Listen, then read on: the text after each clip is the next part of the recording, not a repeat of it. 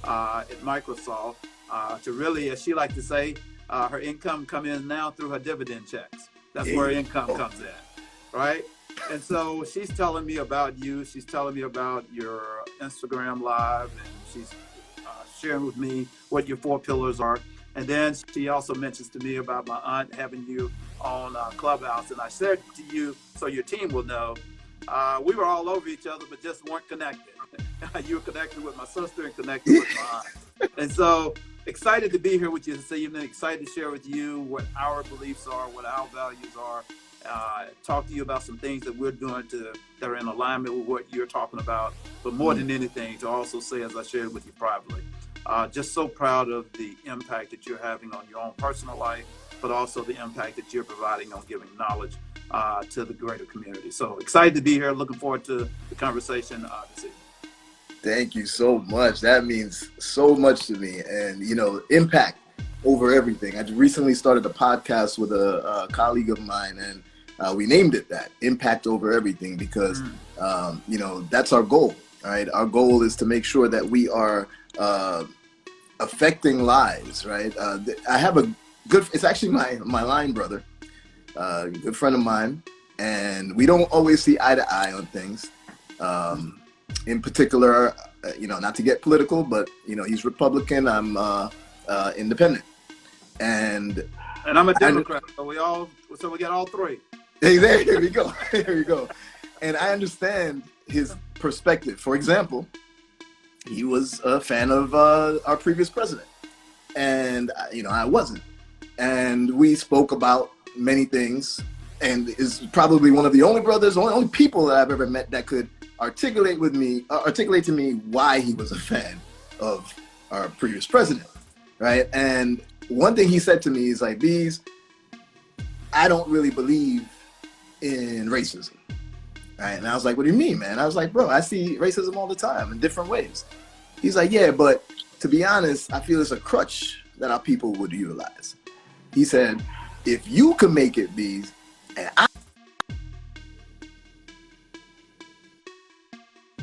I have my phone on Do Not Disturb, but somehow calls are coming through. But he said, if I can make it, Beez, and you can make it.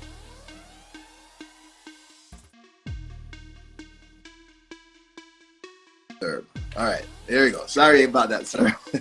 So he said, if I can make it, Beez, and you can make it, then anybody can. So there's nothing holding us down. There's no institutionalized racism. We could all make it. And I said, I'm not going to disagree with you that we can make it, but it's not as easy as it is for our counterparts. And I told him that I'm 42 now, and what I've accomplished in the last 5 years is great. It's awesome. But if I knew this type of information when I was 15, as most likely my counterpart of a different color may have known, then I could be way farther ahead now than I was, than I am now, learning all of this information so late. So now my goal, my entire purpose is to uncover as much information as possible. That's why I tell people that, yes, I'm a teacher as well, but I'm a student forever. And I'm going to keep learning so that I could just keep passing that information down to other people, right? And that's been my goal, and that's how I see it aligns with what's been happening over the last few years, the amazing things that are going on in the fraternity in Phi Beta Sigma. And I love, could you tell us a little bit more about what else is going on right now within Phi Beta Sigma in order to give back and to help? Absolutely. I certainly can do that. Would love to build off the comments you were making about, you said that was your line brother, right? Yes, it is. So I'm going to speak to your line brother, my fraternity brother, because I think the proverb says, to whom much is given, much is required. And I think sometimes we don't always focus on the required. And so I celebrate your success. I've been blessed to have success in my life. Maybe we'll talk about that a little bit later. And you and I could sit here and quantify a significant amount of people who've had success. And all of us, Oprah, Michael Jordan, Robert Johnson, as in, I think his name's Bob Smith, the gentleman who's the billionaire. Yeah. So, but here's what you said that I don't want this audience to miss, and if the brother's listening, I don't want him to miss. He's 100% right that you've been successful with Beez. I've been successful with Beez, but I'm a data-driven person, and when you look at the data says disproportionately, it's hard for me to get capital for my business. Disproportionately, it's hard for me to get a loan to buy my home that will create wealth for not just for myself, but future generations within my family. And so when I start thinking about all those kinds of things, and if I don't respect, there is something called institutional racism, then I'm really respectfully a little bit out of touch on what's happening. And so I go back to whom much is given, brother who's been successful. Don't lose sight that even in 2021, the data says you're still an exception. And so since you are an exception, recognize that, respect that, and then continue to create a pathway for the next one coming behind you. And that's why I'm so excited to be with you this evening. You could easily take your gifts and impart them strictly on your family and create all of this generational wealth for your family. But you're focusing on the to whom much is given, much is required. And so you recognize you have an awesome responsibility to scale that across the community and not just look at that as, whoa, why is old Bob over there? Why is he not performing? He should be performing. I'm performing, Bob should be performing. Well, let's look at Bob's history. Let's look at our community's history. And if we look at all of that and we see the reality is 400 years is one hell of a start. That's one hell of a start. And if all that's true, then don't frown upon me not being there. Now, I say all that to say this. Phi Beta Sigma, just like our D9 peers, a little over 2.5 million of us. And then when you scale that across our families, you're looking at about 5 million that we're intimately impacting. And so you think about that level of impact and you come back to 1914. Our principle, our culture is, our motto is culture for service, service for humanity. And so as we think about that, here's what we've been working on. I've been blessed to be president for 4 years. I said that the biggest thing we wanted to do is how could we elevate and create opportunities for ourselves. Not that we didn't care about the community, don't hear that, but I recognize that in order for Michael to really serve the community the best, then Michael's got to create uplift for one another. I got to say to Brother Hendrick, man, I'm proud of you. Appreciate what you're doing. Man, I love you. And thanks for being a great role model to your kids. Thanks for being a great role model within your community. And as the more I can do that within our circle, then I believe we have a greater opportunity to go out and make impact within the community.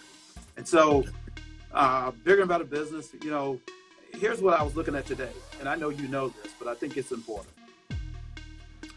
The data says that it takes about 28 days that the dollar circulates within the Asian community.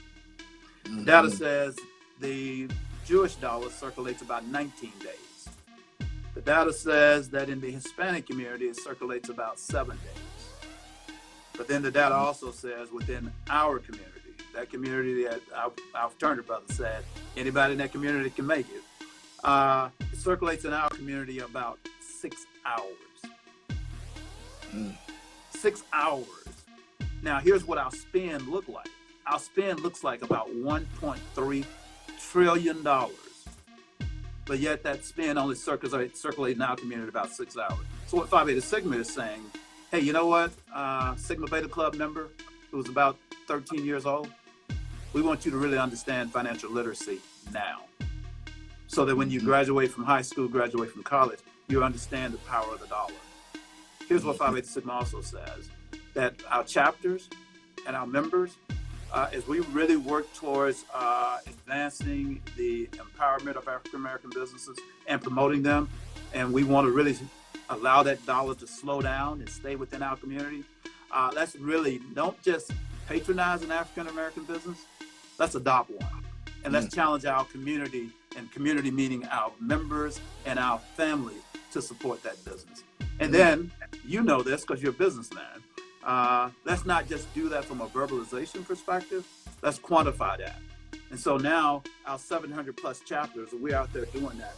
Let's scale it, let's capture that data, and let's proudly say, here's what Phi Beta Sigma is doing to not only adopt a business, but to allow that dollar to stay within that community a little bit more. And so we've been very intentional on promoting financial literacy. We've been very intentional on supporting African-American businesses. And we've been very intentional on showcasing to our members the understanding of the value of credit, home ownership, all the key things that are needed to really make ourselves financially strong. But let's take that one step further, if you don't mind. Yeah. You know, about a year and a half, 2 years ago, I led our general board to really have some robust discussion around the future of our international headquarters. And as you think about our international headquarters, it's just like you purchasing a home. And as we started thinking about the headquarters we have today and started thinking about what type of facility we wanted to represent us in the future, we began to think about maybe it's time for us to either tear down our headquarters, remodel it, or maybe identify it as a historical landmark. And as we went through that exercise, it was in our fall board meeting, September 2020, that our fraternity made the awesome decision to do something even greater than just building a new headquarters. We made the awesome decision to tear down our existing headquarters and to build a new one, but more importantly, to provide affordable housing within the community that we're in. And so the first floor will reflect our corporate headquarters, and the top 5 floors would reflect an opportunity for us to provide affordable housing within the community. And so when you think about that, you think about the principles that you and I are talking about, and that is, how do we create generational wealth for the organization, long-term financial solvency for the organization? How do we create an opportunity for additional revenue for the organization? But here's the crescendo. But also, how can we be a great corporate citizen within the community that we're residing in? Because we know in DC, there's an opportunity for affordable housing for residents within that community. And so we get a chance to punch so many boxes that are beneficial for all. But it all started because our founders had the infinite wisdom to embed upon us bigger and better business. And in 2020, from 1924, we had an awesome opportunity to make a great decision for the next 100 years that our members will find some level of appreciation on. So I'm pretty excited about that, but it's really taking knowledge, applying knowledge, and then creating an opportunity for the community as a whole. I love it. I love it. That is, you don't understand, Brother Cristal, how much that resonates with me. I mean, first thing I want to mention, there's 2 things I want to say in regards to what you just said. One is, you even mentioned one of my, part of my mantra right now is collaboration over competition, right? I feel, and I'm sure I'm not alone, that, our communities have suffered from what they deem the crab in the barrel mentality. And I've seen it happen. I've seen it occur, especially over the last 5 years, where I almost lost faith in our people, in humanity in some ways, because of the things that I saw going on were against each other, and this how everybody was just seemed to be out for themselves. And I kind of just retreated in my shell. I was like, I'm just gonna focus on my business, whatever. I'm not dealing with this, and I did well. I did okay, but it wasn't until I started getting around the right people, and then the energy changed, the motivation changed. We started being genuinely happy for each other's success, right? That is where things exploded. Everybody's like, oh, wow, you're doing great, Beez. I'm like, yeah, I'm doing all right, but you didn't see the full journey until I got to here. And part of what made me explode right now is because I've been collaborating with people and trying to promote that we're more powerful together than we are as individuals, right? And then the second thing I want to say to what you just said is related to another, and this is because I like to also give, strategies and tips on my lives. I'll tie in one right now, which is related to the project that Brother Cristal just mentioned about the international headquarters. I tell everybody, whoever has not heard me say this before, we have some new people on live right now, house hacking, right? With house hacking, this is what I mean about how we have to change our mindset. To be a successful entrepreneur, not everybody wants to do it, I understand that. But if you do, to be a successful entrepreneur, you have to change your mindset a bit. And most of us have been told that a house is an asset. And there's going to be plenty of people who's going to, in the live, in the comments, and they're going to say, it is an asset, and you're crazy. But the truth of the matter is, I tell people, a house is not necessarily an asset, right? Not in the way that we have been trained to think that it's an asset, where we get this house, this single family.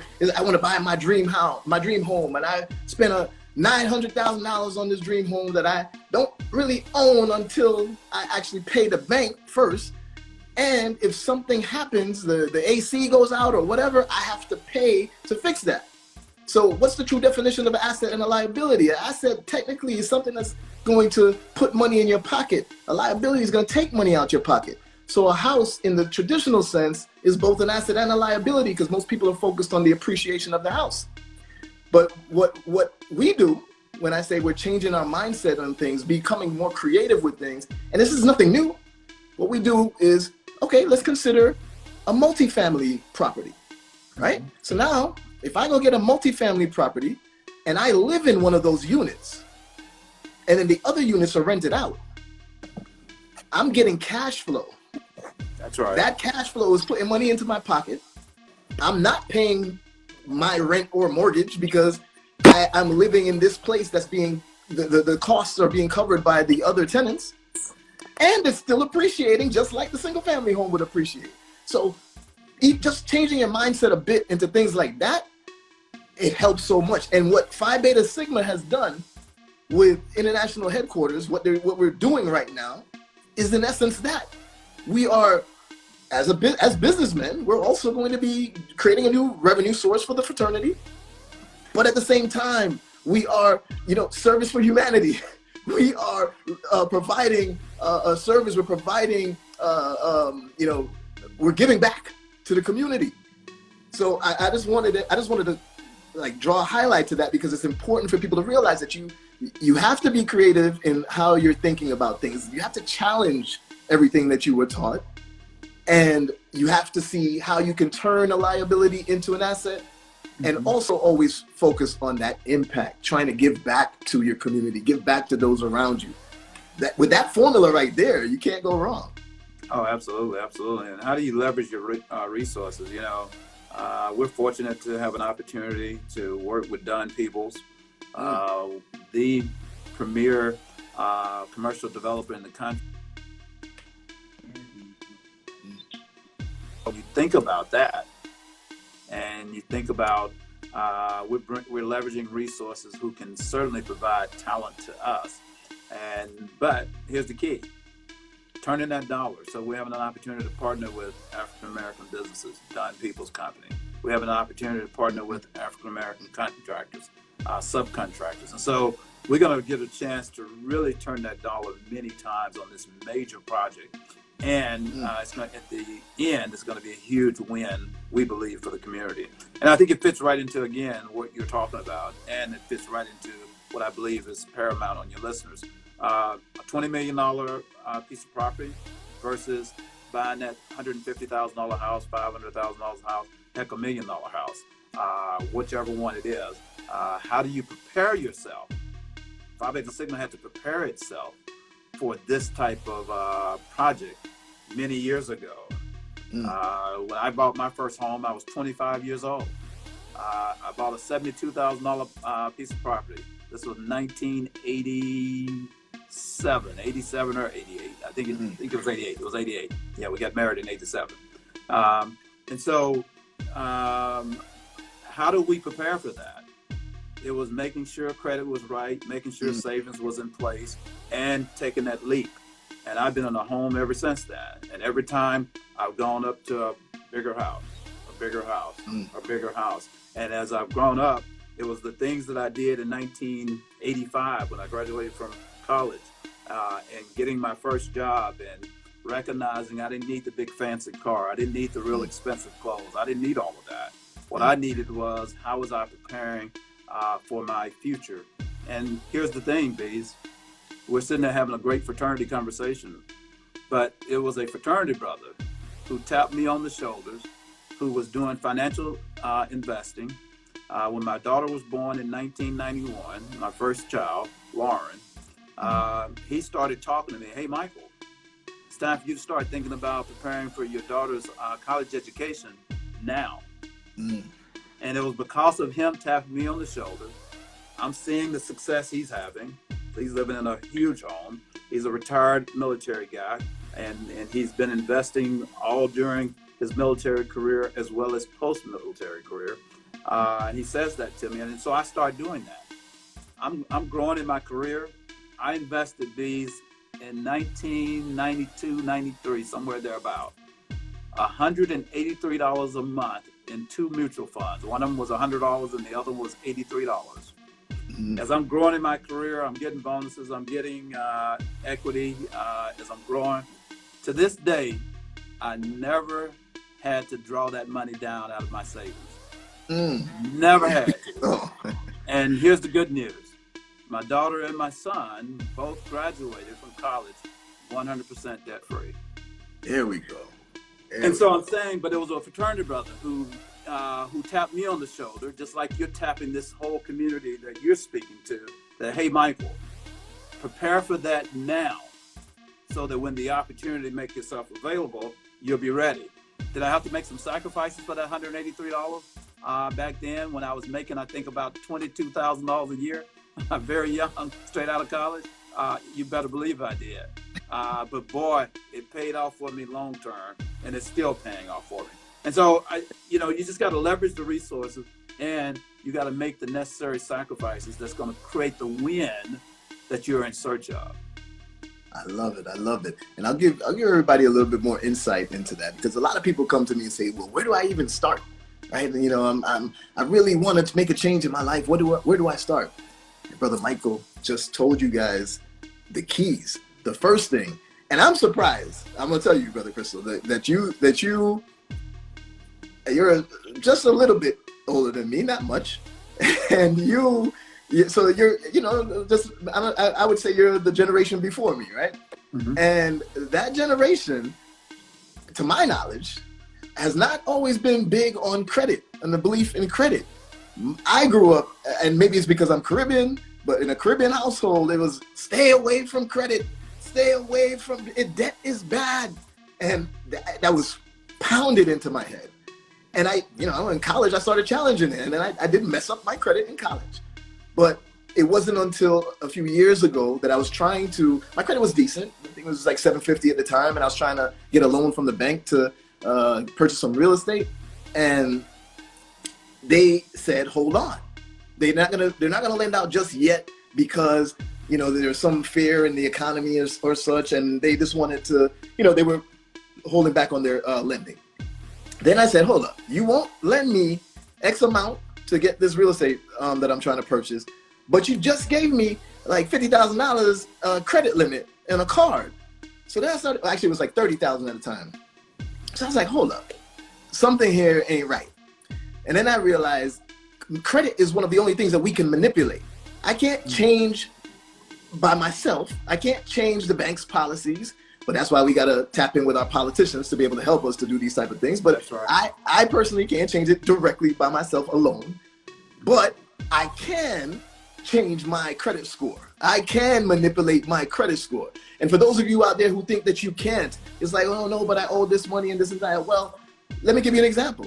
Did you know that it's actually illegal for bankruptcies to be put out there in public? It's known as public information, public records, but it's illegal to be public. But we don't know that. So we're not gonna challenge them. It's like, oh man, I have a bankruptcy, I can't get this, I can't get that. right? Did you know that it's illegal for them to put out your health information? Like you owe a doctor bill, you actually owe it, but it's illegal for them to report it. We didn't know that. It was just like, oh, I owe it, so it sucks. I can't afford it right now, so I have to wait 7 years for it to fall off. No.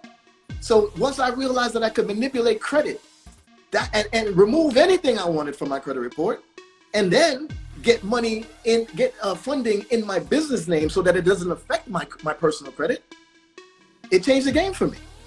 So see, my brother, that's one of my line brothers right there, Snake Eyes 4, he said HIPAA. Exactly. He knows why. That's part of the reason why healthcare collections are not supposed to be reported on credit reports. But we just accept it because we don't know any better. That's why I say information is the new currency. Information is going to change our situation. Information is something that we have to not only get, but share. And that's how we can, come up as a community. So I definitely am amazed at what you did, because not only did you manipulate your credit in order to come up, but you also said, let me put money away, right? Now, you didn't just put money in the bank, earning less than 1% return, right? Instead, you said, John said he's not the LB, that's the Trump supporter. Yeah, I know. that's yeah, our other LB. And listen, everybody, I saw some comments when I mentioned the whole Trump thing. I didn't mean it for us to be a political discussion. I respect everybody's opinions. I hope everybody respect mine, and you should respect everyone else's. And my LB and I, the one that is a Trump supporter, we have great conversations about it. So nothing against it, nothing against anyone that is a Trump supporter or whatever. I'm just saying that we need to communicate better, and we need to realize that we can accomplish things that we want, but we do have some stuff against us. But we can keep working to make it better. But to finish my thought on where you start, an index fund that tracks the S&P 500. For all of those who are new to this live, my consistent people would know that I say this a lot. That's where I started, an index fund that tracks the S&P 500. Why? Because the S&P 500 is going to give you 10 to 12, 15. Last year gave me almost 20% returns. So if you can budget every month for your cell phone bill, which we never used to have cell phones back, before the 2000s. So it's not a necessity, even though we feel it is now. So you could budget that $100, $200 for your cell phone bill, the gym membership, the Netflix, the this and that. Budget $50, $100 that you could then put into an index fund. All you're gonna do is just keep putting some money in there. In 10 years time, and where you continue to put money in there and you're getting 10, 15, however much percent returns, I then use the returns to purchase my wants, right? Let me explain that again. I didn't use my income to purchase my wants. My income was used to invest in my mind so that I could figure out how to generate more revenue. Right? Meaning the money I'm working for, my income, was used to invest in my mind so I could figure out how to earn more money. And once I figured that out and was able to generate good cash flow, now the returns from that investment that I'm making, that is what I use to buy my wants. To go get because we all got to treat ourselves and enjoy life as well, but everything in moderation. So that discipline, that way of changing your thought again, where it's not, hey, I got a job, I got a paycheck, I'm buying this. You know what I'm saying? Instead, it's, I got a job, I got a paycheck, let me get this course. Let me read this book. I'll pay for Audible because I'm going to be able to go through more books throughout the year than if I have the physical one. So I get to have the audio notes, the audio books, right? That's going to return something for me. That's going to return enough for me to then continue to invest in myself, continue to generate revenue, and then help others. Because everything boils back to how can I help more people? Oh, that's awesome. That's awesome. And I think that's spot on as well. I love what you just said. I'm using my dividends, my returns to really provide that level of comfort I want in life, right? So I interpret that to mean the principle stays to the core. I'm not touching my principle. There you go. I'm just going to play with my return. There you go. Think about that for a second. If we could just get the vast majority within our community to just do that, I'm going to invest, and then I'm going to play with what I'm generating some profits off of. Mm-hmm. And if that's true, you talk about that. I think I said 6 hours in my comment. If we're able to do that, here's what we're going to see happen. We're going to see a significant amount of business thriving, not growing, but thriving. And as these businesses are thriving, opportunity for employment will take place within our community. Home ownership will escalate. Net worth will escalate. If all of that's happening, tax base within our community will explode. If tax base in our community is exploding, then investment in our schools gets better. Investment in parks get better. Investment in resources within our community gets better. And where did that all start? It didn't start with the government. It really started with us. Yeah. Because we took our dollars and we invested in ourselves, and in turn, it grew our community. And so when I think about your line brother, my fraternity brother, and he says, he's a Trump supporter, and you get down to, well, the principles of the Republican Party is, how can we take care of our own? How can we do that? Nobody, I certainly don't. I don't know anybody who denounces that. I certainly don't denounce that. And so I celebrate him in the context of the comment. I think where you and I potentially start walking away a little bit is, okay, but it's larger than that. Because again, to whom much is given, much is required. We're a brotherhood of conscious men actively serving our community. And so it's larger than me being successful. And I'm just, hey, the Crystals are doing great. I want the Crystals to do great, but I also want to play a role in the Simpsons doing great, and the Browns doing great, and the Gordons doing great. And I just called everybody's name in our community, and I want to understand what role can I play to help them. Because if we're going to be honest, somebody helped Trump. Of course. We're going to be honest. Of course. We're going to be honest. He didn't just wake up one morning and be this self-proclaimed billionaire. Mm-hmm. Someone played a role in assisting him. And to me, that's where I think the conservative base of the Republican Party tends to not always talk enough about. And that is the level of support that's needed to galvanize a community to be successful. And so I agree with you. My goal, I think our goal this evening is to not be political, but I do think it's important that we understand not only where we are, but more importantly, where we're trying to go and what resources are available to support us getting there. That's the greatness of Phi Beta Sigma fraternity. That's the greatness of our D9 community. That's the greatness of a college education. That's the greatness of the creative mind, recognizing that what I'm currently doing today, I want to do something different. How did you have the ability to walk away from Microsoft? Ooh. Yeah. So Microsoft, Microsoft almost trapped me forever because I loved working for them. It was an amazing job. But what it was is that I realized, I have kids, I have 4 kids, and I realized at the time, some of my kids would have like an event, and I couldn't get there to be there for them.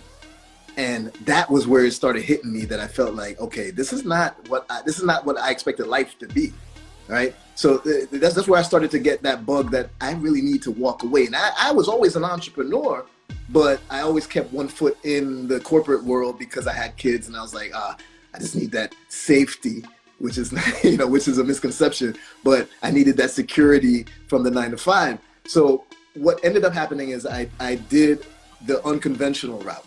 I did have a little bit of savings, but I cashed out my 401k. I sold some stocks that I had, like some Microsoft stocks. And I used that to say, okay, I need money that's going to cover me for the next year. I had no idea what I was going to do at the time. But I said, I knew, I believed in myself. So I said, okay, I just need that money that can cover me for a year of being able to live. So I was able to sell out those stocks, sell the cash out my 401k, which everybody advised me not to do. Mm-hmm. But I've made maybe 20 times that amount of money that was in my 401k since then. So, investing in myself, I had to do it because I was giving my all for someone else's dream, and I felt that I could do that for my dream. And it's not for everybody, I understand, but it definitely was for me. Yeah, and you just again think about that. You didn't just bet on yourself.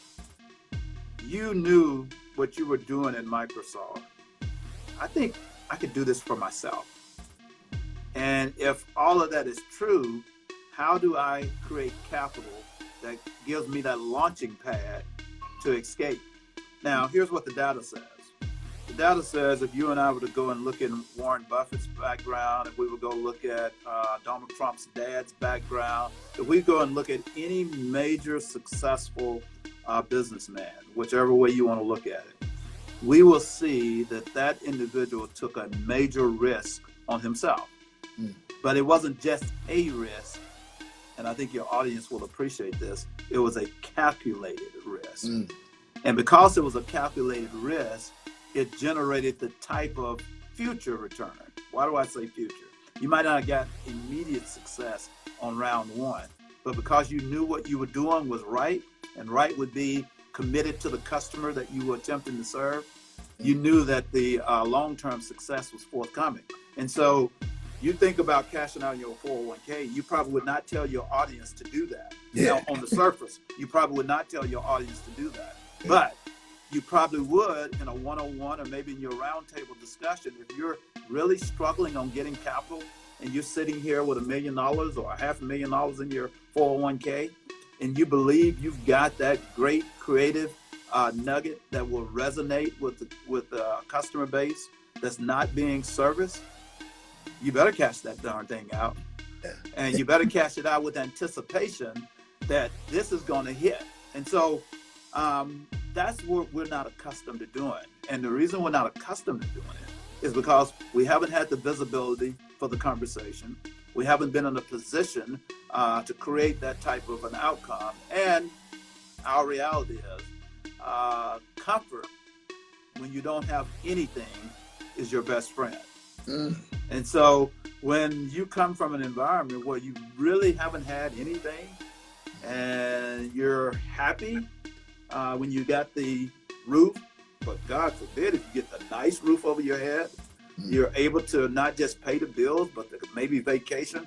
Man, life is good. I'm loving this corporate job. Things are good. I got money in my pocket. What are you talking about? I need to go start my own business. I don't need a business. I'm good. Well, that's because that's not the environment we're accustomed to.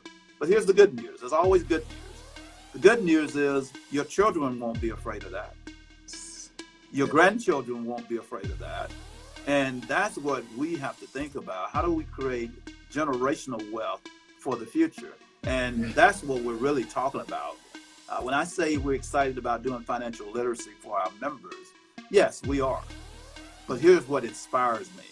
What inspires me is that we're doing financial literacy for 9-year-olds. We're talking to 9-year-olds about stocks and bonds. We're talking to 10-year-olds about investing what their parents might be giving them for allowances. And we're understanding how, and we would be these kids, understanding how the dollar is being compounded. And so when they grow up, that's going to be an expectation of theirs. And so we're changing the landscape. And so that's what motivates me, man. And that's what gets me excited. And so you and I could sit here and talk about this $20 million international headquarters building. I'm excited that our collegians who are sophomores in college is seeing their fraternity do something like that. And doing it in partnership with a Don Peebles, doing it in partnership with other contractors, and taking it across the country and letting them not just hear about it, but touch it and feel it. And saying to them, you can do this too. Yes. You can do this too. And so that's what I'm excited about being here with you this evening is. I think about my nephew who's a sophomore at Howard. This young man, now I'm a sophomore in college. I wasn't even thinking this way, let alone doing this. I wasn't even thinking this way.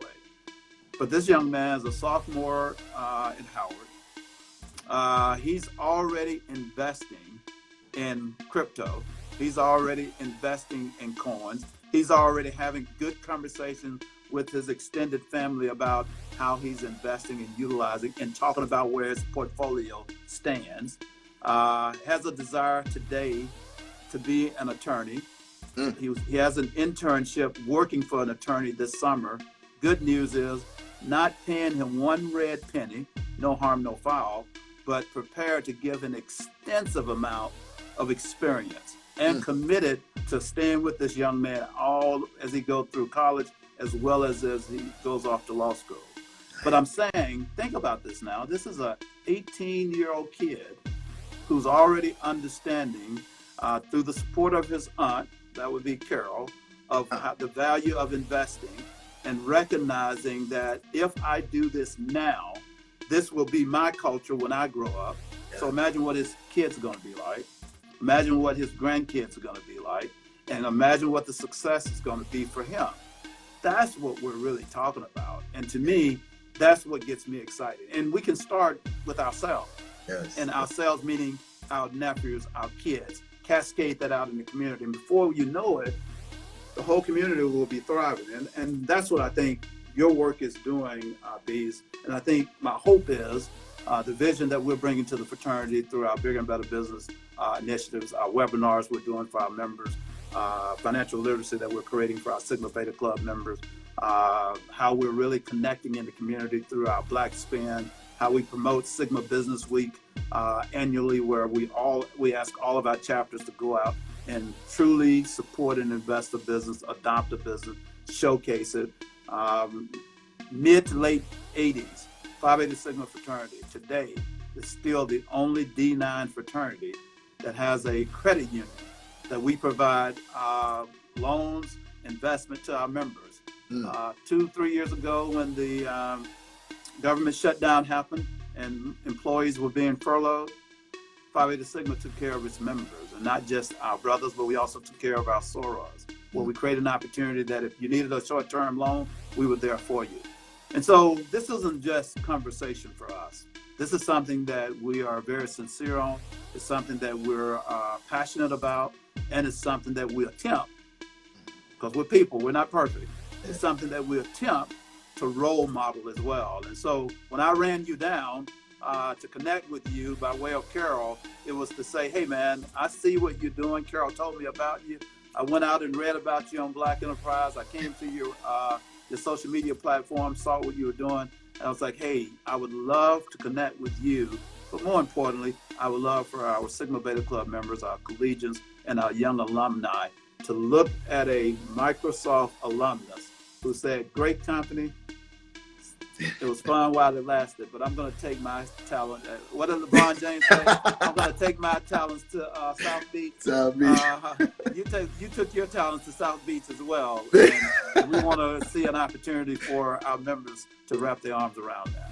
Definitely. I love it. I love it. First question I have for you, though. Is there a financial literacy chair within Phi Beta Sigma? Someone that is focused on Absolutely. His name is Reginald Slush. You will appreciate Brother Slush. He's our director of Bigger and Better Business. But here's the connection to you. Brother Slush was just like you. He was working in I can't remember the company he was working for, but he was working for a Fortune 500 company. And he woke up one morning and said, you know what I'm doing for them, I can do for myself.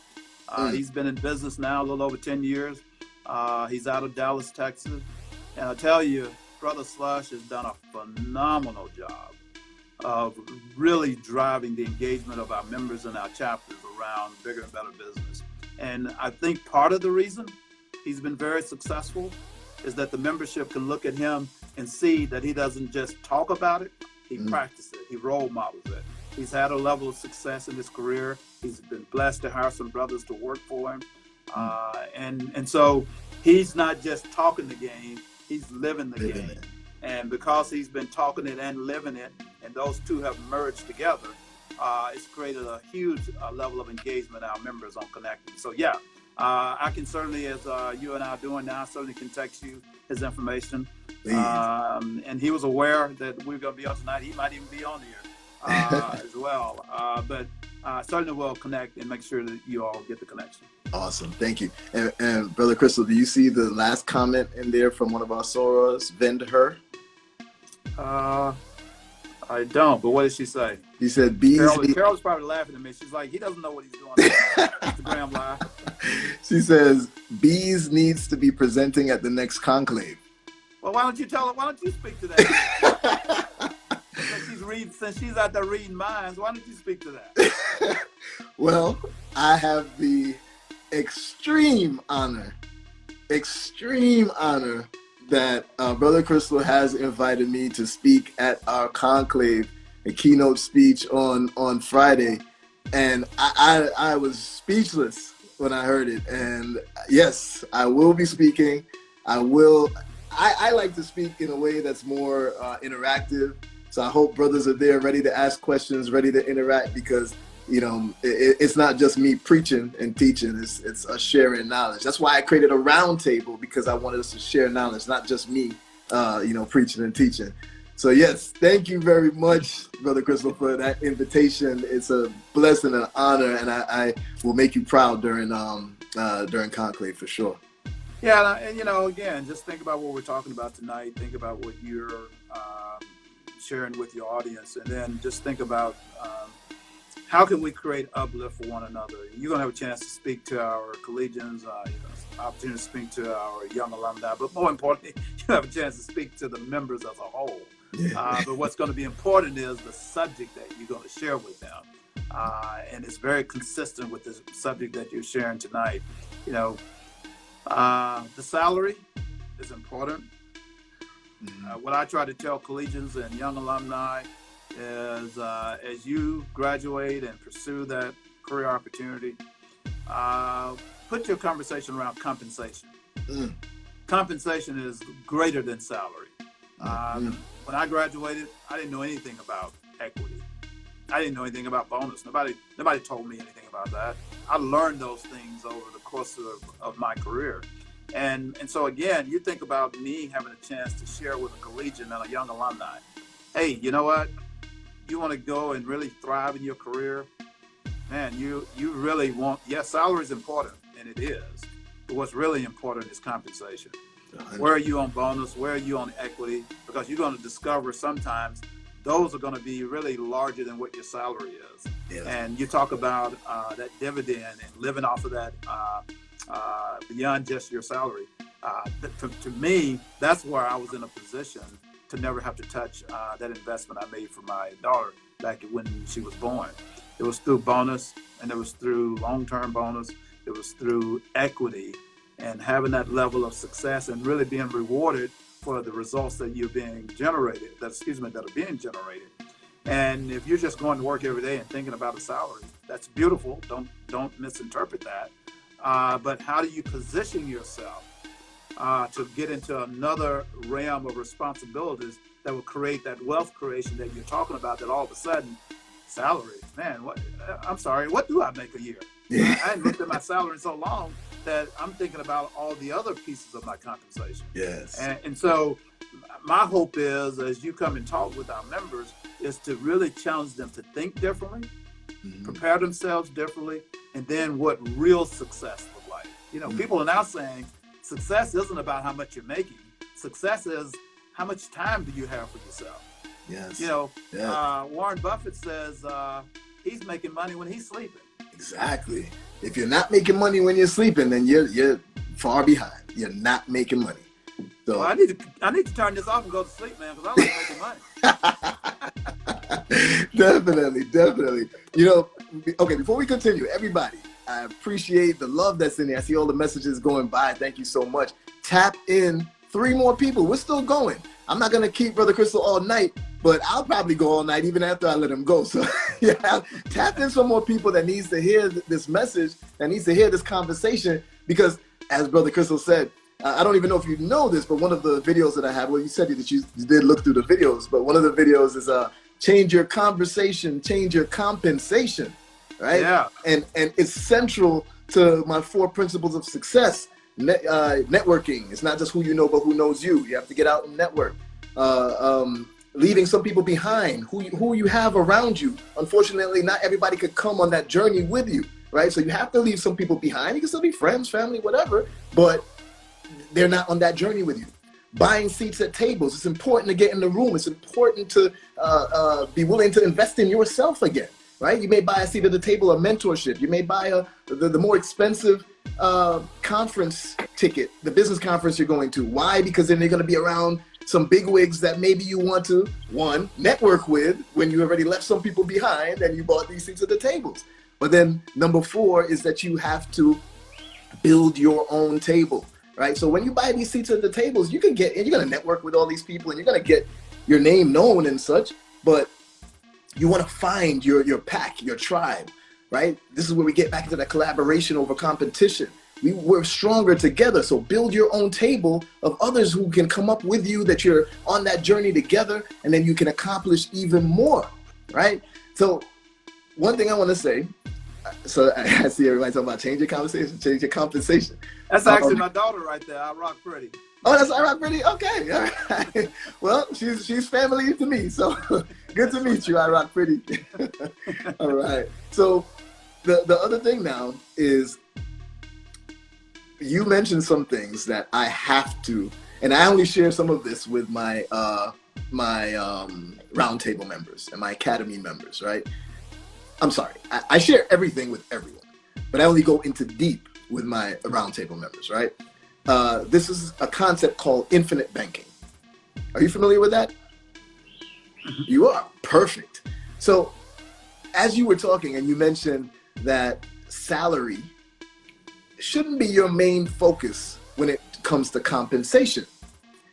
If you look at some of the top executives in the world and look at their compensation, that's right. You'll see salary might be down here, but insurance, not might be, it is down there. It is, right? And you'll see insurance is up here. And I know the community I come from, I'm like, I was always like, oh, I'm good. I don't need insurance. That's the way I used to think. That's what people around me was like, I'll worry about insurance later, right? Well, as I'm getting older and about to die, maybe then I'll worry about insurance. No, there's a whole concept called infinite banking, which I'm going to share tonight more with everybody. And through infinite banking, it's just a type of insurance, whole life insurance, but it's set up a specific way. Don't just go to any old insurance company and say, hey, I want infinite banking. You have to be someone that is licensed and experienced in how to set up an infinite banking portfolio. With infinite banking, we're then able to create our own banks that we can draw from tax-free, use for whatever investment. I told the story of how I went to the bank to try to get a loan for real estate. If I had set up an infinite bank back then, because I only learned about this concept last year. So if I had set up an infinite bank back then or before then, I would have just drawn from my bank, tax-free, make my investment, and as long as I return it within a certain time, or I'm paying back periodically, just like how you would pay your installment loans to any other bank, pay yourself back, and you don't get taxed, right? Mm-hmm. Now, at first when I learned this last year, I was like, oh, this doesn't matter to me anymore because I got a trust. And that's a whole other topic to talk about, right? If you have a family trust and a business trust, you funnel through the business trust into your family trust, and then it goes into the concept that we preach so much. I own nothing, but I control everything, right? Own nothing, control everything. What does that mean? The trust owns everything. I'm just a trustee of the trust, and I get to control it. So if you have and it's not just any trust. I think I will share this. Oh, I don't have it written down here. I don't have it, but it's not just go and get any trust, because there's different types of trust out there. There's different attributes to the trust when you create the trust. If you don't have these 5 provisions inside of your trust, then you don't have a trust set up the way that is the most beneficial for you, right? Those provisions are, I'm trying to remember them off the top of my head because I always keep it written somewhere near me. Complex, discretionary. Any of my people in here who have heard me say it a bunch of times, if you remember, write it up. Non-revocable or irrevocable, however you say that properly. Complex, discretionary, non-revocable. I can't remember the other 2. spendthrift. There we go. The active. There you go. There you go. Spendthrift and non-grantor. Active entrepreneur. Did you already know that on your own, or did you get that from me before? Did you just listed them all out perfectly? That's the 5. If you don't have those 5 provisions, and there goes Business Builder Britt. She's the COO of one of my companies called ATAC Solutions.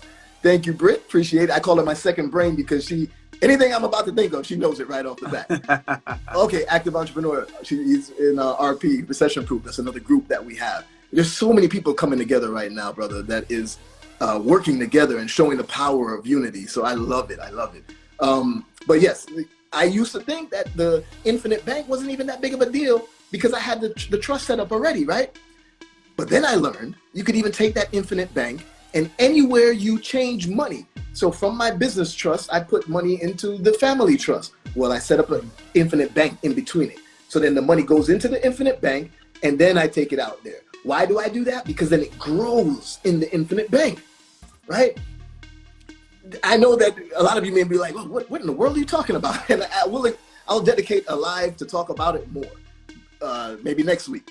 But I just wanted you to know these type of mechanisms, these type of, what I call plays are out there. We didn't know about them. I didn't know about them. I just learned about infinite banking last year. But as soon as I learned it, I saw the power of what was there. I saw the power of how we can build our community without having to rely outside of the community too much, other than the sales that we can get from outside of the community. We want to circle that dollar within our community more. This is definitely one of the ways to do so. To do it. Mm-hmm. Let me ask you this question. Yeah, please. Because I think sometimes we as people, we as friends, we as acquaintances, we struggle with this. One of your pillars, you talk about leave people behind. Talk to me a little bit about what that means, but more importantly, talk to me about why I should do that and what's the real benefits of doing that. Because I think as a whole, people struggle with that one. Oh, definitely. And in essence, I changed I framed it differently. But people are probably more used to the term saying, surround yourself with positive people. If you're around 5 millionaires, you may become the 6th and that type of thing, right? But I framed it in a way where I said you have to leave some people behind in order to surround yourself with the right people, right? But the reason why I said that is because there was too often, and I have some best friends. My other LB on here right now, the one that said he's not the Trump supporter one, he's my other LB. That's one of my best friends. I don't even think we would have been friends if we weren't LBs because we're so different, but then it just became like that love. He is my brother, my true brother, right? And even him, I left behind a little bit because me and him had some great conversations about Star Wars, about Netflix, about different things. And I knew I had to let go of some of that conversation. I had to focus on certain things. So even him, I kind of said, hey, I still love my brother to death. I talk to him when I can, but I'm not going to talk to him every day because I got to focus on this grind. So I had to, quote unquote, leave some people behind. And that's the simplest example of it. There's a lot more extreme examples. If the people that you're rocking with are naysayers, they're telling you, hey, I don't think that's a good idea. You're going to spend $1,000 on that course? I don't know about all that. It could just be a scam. Those things, you have to invest in yourself. If you can't trust yourself, who else is going to trust you, right? So you have to evaluate situations, evaluate opportunities, but then execute. Don't sit back in the same comfortable environment that you were in with the people that you were comfortable with. When you can go out and meet new people, network, you could go out and learn more information, different circles that are talking about different things. I would have never known that you could take a car, change it from a liability into an asset because you could then put it on Turo or hire a car and have it generating revenue if I didn't change my circles. All right, so that's what I really mean about leaving some people behind intentionally for a purpose that you can, continue on your journey. Oh, that's awesome. And that resonates because you got to be around people who are going to challenge you. Yes. And I do think, as somebody posted as you were talking, as you become better, you're not literally leaving anybody anybody behind. That's not your intent, just literally. But you're leaving somebody behind to go out and make a better you. And as you make a better you, you're in a position to help the larger community. And I think that's, when I read that and saw it, I was like, yeah. But we as I think we as a people, we kind of struggle, because what that's really saying to me, this is my takeaway, Beez, is get out of your comfort zone. Stretch yourself, reach. And if you're not feeling a little pain, then you need to grind a little bit harder. And so that's what kind of connected with me. And I wanted to hear just kind of how you were filling that back a little bit more. Definitely. And you know what? Using my LB again in another example, even though I had to, stay away from those conversations for a little bit in order to get on my journey, immediately when I figured out the credit game, he was the first person that I said, yo, I'm gonna fix your credit. I'm gonna do everything for you. You know what I'm saying? And John, if you're still there, make it, let the people know, because I helped him with that. He was then able to go purchase some new real estate. He was able to start leveling up in different ways. Now he's partnering with his blood brother to do some commercial real estate development. These are things that, it wasn't like I was like, hey man, I don't like you, John. I ain't hanging out with you no more. No, it's like, that's my brother. I love him. But I had to get on my grind. And then I'm like, yo, here you go, man. This is what I found out. Come on. Yeah. So it's important. Which has inspired you to do that same thing tonight for the people who are listening. Yep, exactly. And one other thing I'll say too is that, so not only do you leave some people behind, right? But I used to feel that the right people weren't out there. Being an entrepreneur can be lonely, especially in the beginning, right? Because I didn't have anyone to talk to when I left certain people behind, and I was by myself for a bit. I had no one to talk to when I lost $80,000 in a deal, or when I earned my first million. Like, I had no one that could understand what I was going through, right? This is why the whole birth of my mantra of, listen, collaboration over competition is important, because I realized that I couldn't find anyone at that time, but eventually I found the right people. I got into the right circles, and then we came together and built together. And that's why I told you the doctor said my blood pressure was high, because I'm so excited, because I found so many amazing people. A lot of them are in the chat right now. I see them all talking and saying, congrats and all these different things. That is the energy that I needed around me. Not just wanted, I needed it around me in order to survive and to thrive. So I think it's highly important to network and get out there and meet other people. Join a brotherhood, join a sisterhood, whatever it may be. And I'll tell you this, I love Phi Beta Sigma, but not every single member of Phi Beta Sigma is gonna be someone that I need to be around all the time. You know what I'm saying? Really? Are you serious about that? I'm just telling the facts. You know what I mean? Just like my blood brother, I may not need to be around him all the time either. It's the same thing in the fraternity. But that doesn't mean that none of them are the ones I need to be around, right? You have to be out there and meeting people and extending that olive branch, extending that arm to help someone else, and then it comes back 100-fold. So I think that's what, again, I think the conversation you were having with your other LB about the whole Trump conversation, I think that's what that whole piece is about. Think about that. You and him have different perspectives on politics, but yet you're still able to have that great bond around how do we better ourselves, which in turn better our community. And so all of a sudden, his politics is not as important to you. Exactly. All of a sudden, your politics is not as important to you, to him. And so we have a goal, and our goal is, how can I support you creating a better experience for yourself? That's the common denominator. And I think when I look at your 4 pillars, that's the common denominator on those. Hey, tell you what, buddy, I don't really know you, but if you take these 4 principles and apply them on a consistent basis, I can assure you this, you're going to have better success than what you're currently having.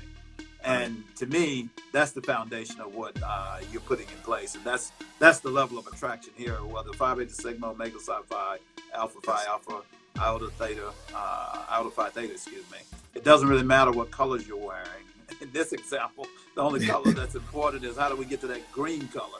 There you go. And how do we do it in a very equitable and honest and ethical way? Ethical. And you're creating that environment for people to understand that.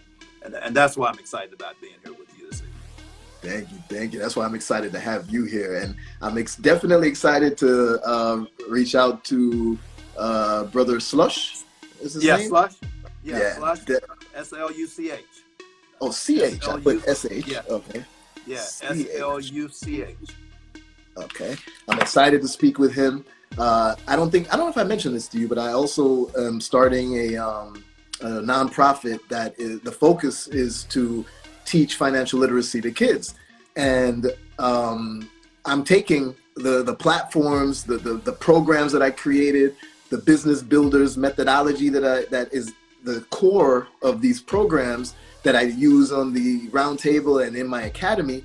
I want to translate it, simplify it a little bit and translate it for children, right? And as young as, preteens, and definitely right up into your early adulthood, and potentially work with their families, their parents at the same time, because it's like if you're, if you're teaching them something, but then their families don't understand it as well, it can go on deaf ears. So I want to include their families as well so that we can uplift our community even more, right? So I look forward to working with Brother Slush in any way that I could help.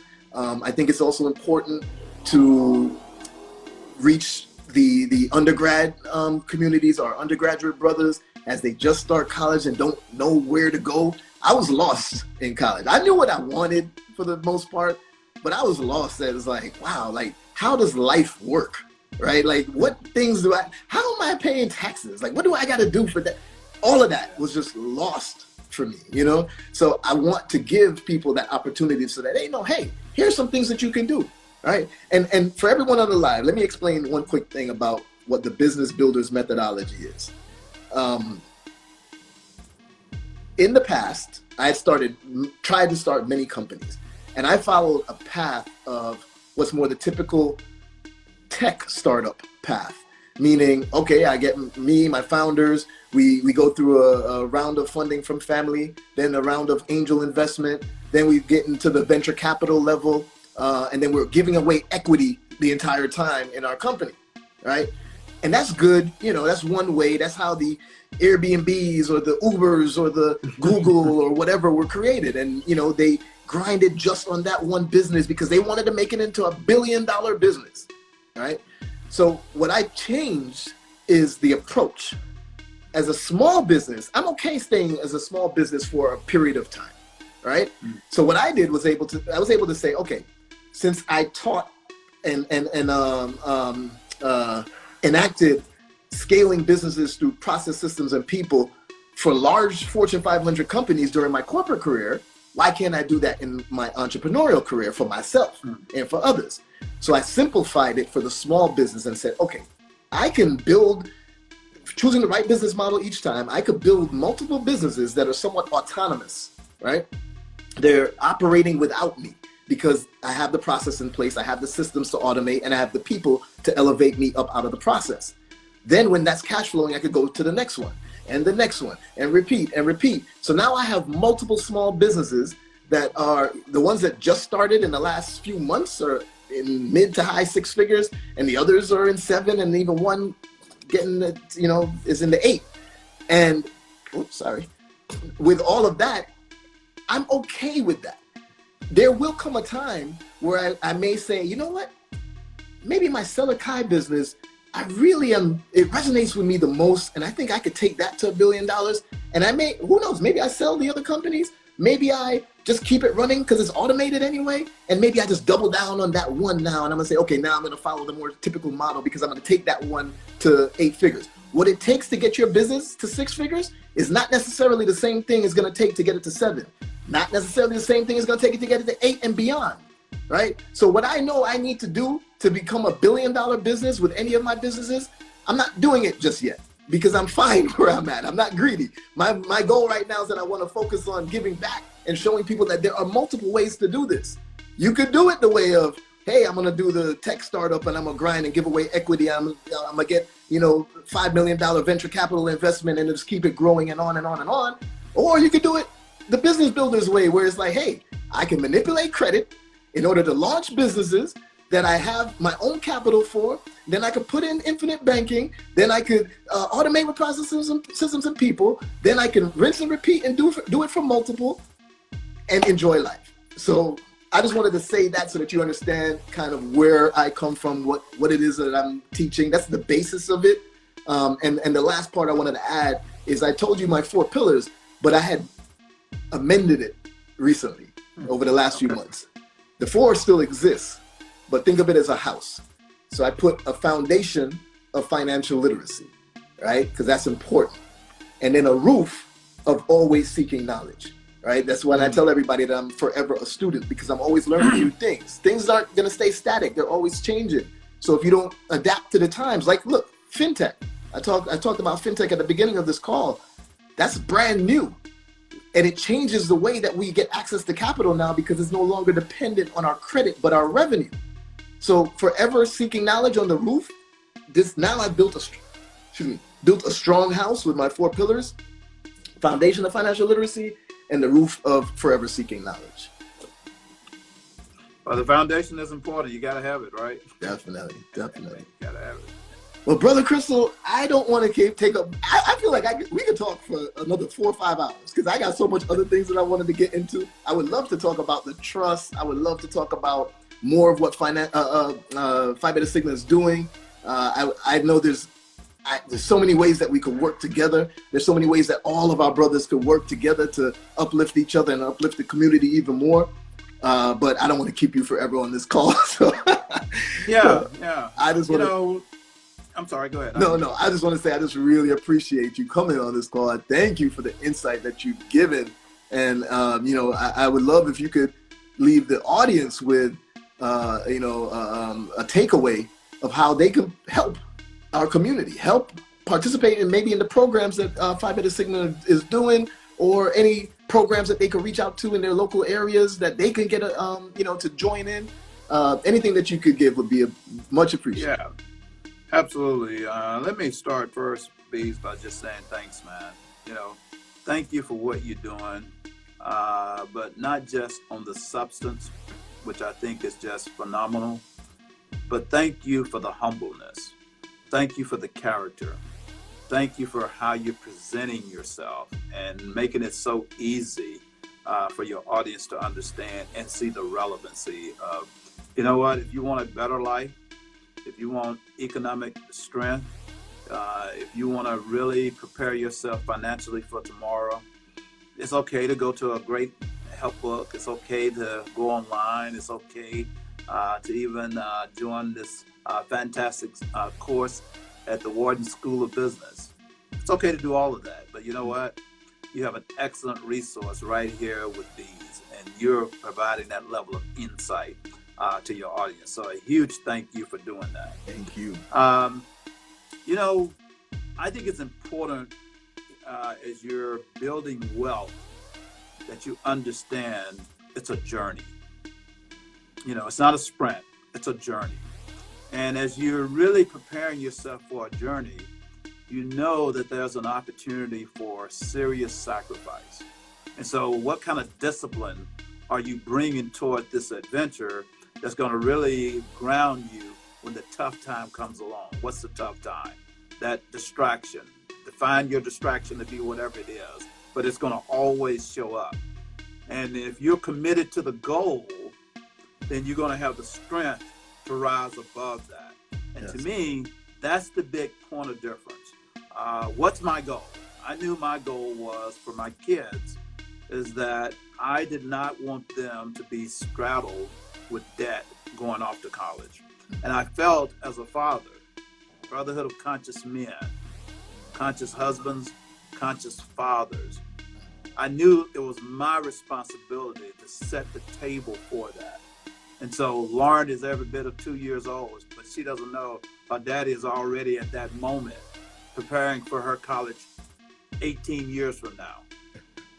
And so when it was time for her to go off to college, it was all about just getting her prepared to go, but not having the financial drain / strain of doing so. And so whatever it is, whether it's that business, whether it's that home, whether it's that, whatever it is, what commitments are you making today to prepare yourself for that? Last story, because I just think it's important. When my son was prepared to get his first car, we went to the dealership and we found agreement to get his car. And I said, Brandon, is that the car you want? He said, yes, Dad, it is. I took my American Express card and I paid for that car with my American Express card. And I said to Brandon, because he asked me, he said, is that what you're doing, Dad? I said, yeah. I said, the reason I was able to do that, because I wanted to pay for it on my American Express card because I wanted to get the points off of it. With my American Express, I pay it off every month. So instead of me just writing a check and paying for the car, I said, no, I'm going to pay for it on my card and get the points off of it and then pay it. There you go. But I told Brandon, I said, the way you do that, son, is the sacrifices that I made along the way to prepare myself to do that. Mm. Now, this is a kid, myself, who grew up in the projects to a single parent in Grenada, Mississippi. Mm. So your alpha does not determine your omega. Mm. What's in between those two bookends is your intellect. And what you're doing this evening is you're imploring intellect on your listeners on how you create financial wealth for you, but larger than yourself. How you're creating financial wealth for your children and your children's children. Mm-hmm. That's what you're doing. And my goal with my kids was to create that example for them. And so again, I'm excited about the work that you're doing. I'm excited about the partnership that we're establishing. I'm looking forward to personal opportunities that you and I could explore as well. But I'm super excited about the nuggets I know you're going to drop on our members when you come to Myrtle Beach later on this summer. So thanks for giving me an opportunity to hang out with you today. I know Carol is listening, so I want to say thank you, Carol, for introducing me to the Beez. Thank you, Carol. I'm just buzzing all over the place now, so I'm excited to be with you this evening, and I'm really, really looking forward to the collaboration that we'll have to do later on. So thanks for having me on, buddy. Thank you so much. I appreciate you, and I'm looking forward to it as well. And we will talk much more very soon. So thank you again, sir. It's been a pleasure. All right. All right, so I guess I hit the X to get out of here? Hold on. I think I'll do it here. I'm going to drop you off right now. Give me 1 second. Your fans are like, he doesn't even know how to get off. Hey, don't worry, because for the longest, I didn't know how to get off, too. They changed the format. And so you just kept talking to yourself all night long? All right, I'm going to drop you off now. Take care, sir. Appreciate you. Be good. All right. I think there we go. Oh man, what an amazing conversation, an amazing night. So I just saw that this question was here, and I should have brought this up from the get-go, but it says, what's next for Beez and PBS? I think we kind of explored that. You know that I will be speaking at Conclave. You know that I will be doing a lot more partnerships with the fraternity as a whole, in order to help as much as I can and share the information that I got. And I will be meeting with Brother Slush, our financial literacy chair, the director of Bigger and Better Business, in order to, see how else we can work together. So I'm looking forward to it. And you heard some of the other things that's going on with, oh, look at this. All right, so we got some requests to come on. We're going to bring a few people on really quick to wrap up the night. Let's see if we could get them, if they can still pop up. Thank you so much, Tamika. Meeks, what's good, Sora? Appreciate it. Hey. Fire. What's good? Fire. Oh my gosh, Beez, that was fire, brother. I enjoyed every single moment of that, man. I just want to drop in and give you your flowers, brother. You know, we go way back to Iota Road days, UCF, Blue Fire in the building. All day. Special right there. That was special. Y'all dropped a lot of gems, man. I'm loving it. I'm gonna be at Conclave just to carry your bags, brother, man. Like, yo, Thank you, bro. So I appreciate you, man. Thank you, man. It's amazing. It's definitely amazing. Hold up, who we got here? I'm gonna see. We got a couple. Let's bring in this. Oh, this is another frat too. Let's bring him in. Hold on. Who is Sexy Level Up? Yo, did you ever talk about cons? Are you talking about something that we discussed last time? I can't remember what it was. Remind me what it was about cons of what, Sexy Level Up, and I'll definitely discuss it. Yo, bro, I can't see you at all, Chef. Yo, what's going on? Hear me? Man. I can hear you. I'm out here grinding, dog, but I'm listening to these gems you're giving right now, boss. Lord have mercy, man. Yo, that was fire for real, man. Look, I just want to get on here and just tell you, congratulations on that, dog. You're an inspiration. Beyond more than you ever know. I'm in the beginning stages of my grind as far as getting leads, Caribbean fixes to the level. I have Uber Eats coming in right now, but I'm on the Uber Eats, dog. I'm on here grinding every night, doing what I got to do to secure my future, but I need to learn from you, dog. All right, but I'm gonna accept this. Bless up. Yeah, yo, for real, man. And to see you grinding, you on that grind, so that's what counts, man. You on that grind and you're trying to make it to the next level. And that's what we gotta all do. Yeah, man. Just say this real quick too. Yeah. If y'all don't tap into the round table right now, I'm telling y'all, membership ain't gonna be open forever. Y'all better tap in right now. Yeah. If y'all fight with something, man, what we get on the round table is this on steroids. I mean, this on steroids, where we go deep into this stuff, where we get the real knowledge, the source of the information, to be able to go study it ourselves, to be able to apply it. I'm telling you, this man used to be my college roommate.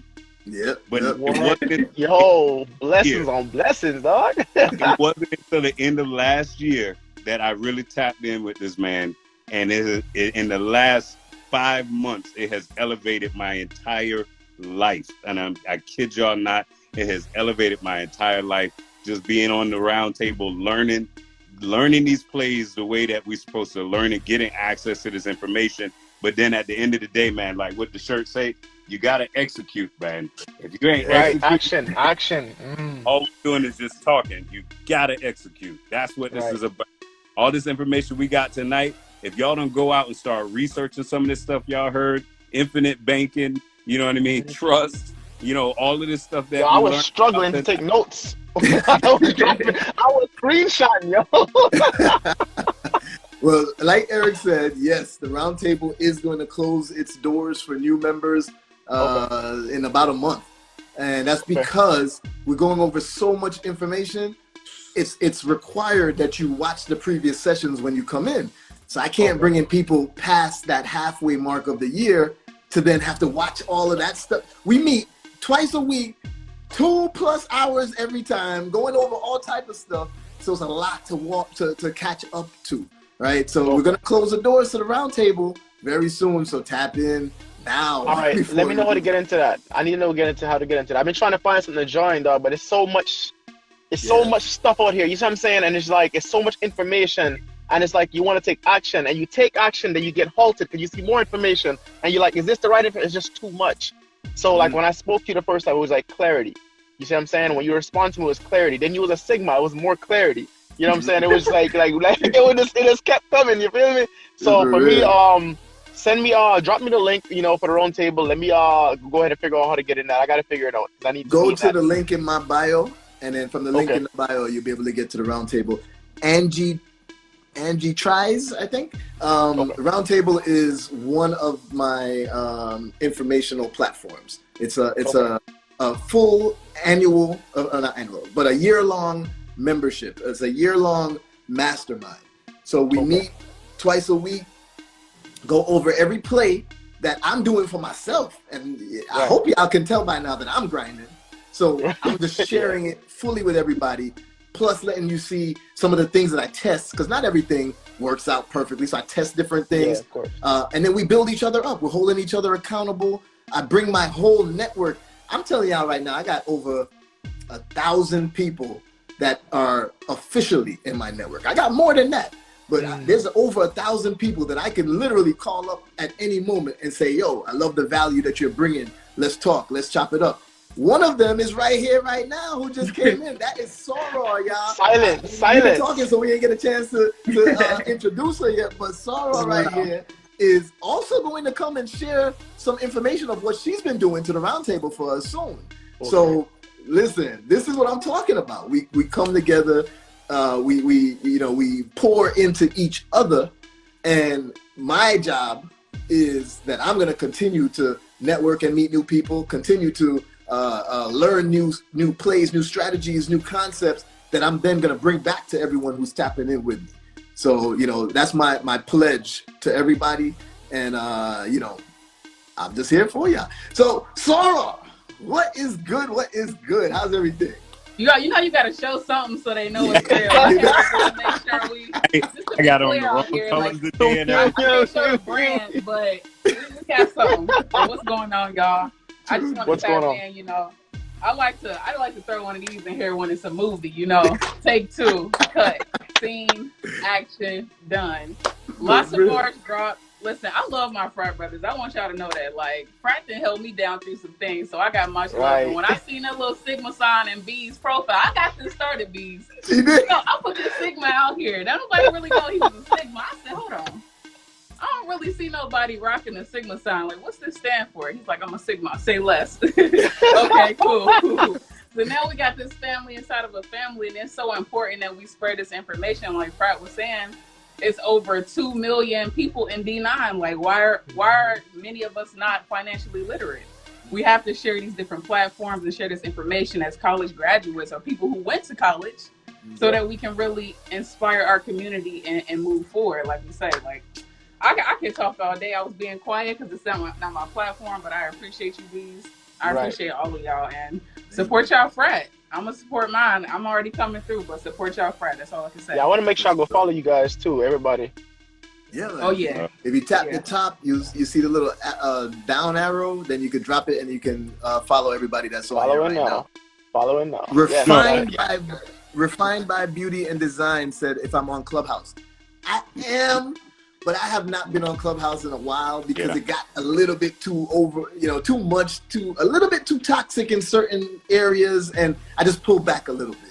But I was big on Clubhouse. I was grinding nonstop on Clubhouse, and then I realized it was a little bit too much. We had some rooms that were going for hours. I was in bed, and the phone's right here. I had 2 phones in different rooms in Clubhouse and all type of stuff. And it wasn't some money coming from that. Like, people were spending 12 to 24 hours to get a streak, but they didn't make no money from that. It didn't make sense to me. Right. It's taking too much of us out of our business. You know what I'm saying? So they had to step away. I believe that's how I ran into Beez too. I want to say you were speaking on somebody's platform. Yeah, you were speaking on somebody's platform, and I wasn't really vetted on the Clubhouse thing. Someone had just sent it to me. I jumped on it, and I was like, what is this? And I was watching it. It was good information, So, and I heard you speaking, and I went, like Soror said, I went to the profile, because I didn't hear people talk. Everybody talk. I went to the profile, and I was like, okay. I saw Jamaica. I was like, big up. All right. Got it. And then I saw the Sigma. I was like, hold on now. I was like, that's right. So that's how I acted. And then I went from there to your Instagram, and yeah, man. So that was Did you see this one? Did you see that photo? That photo. I know. I'm purposely not getting any new photos just yet because everybody know me from this photo. So I'm like, let me not change it this year. You can't. What I was gonna say though, we and what Sarah just said about D9 and tapping in with everybody. I think it's happening, bro. But it's happening on a micro level, and it needs to be happening on a macro level. And you know what I mean?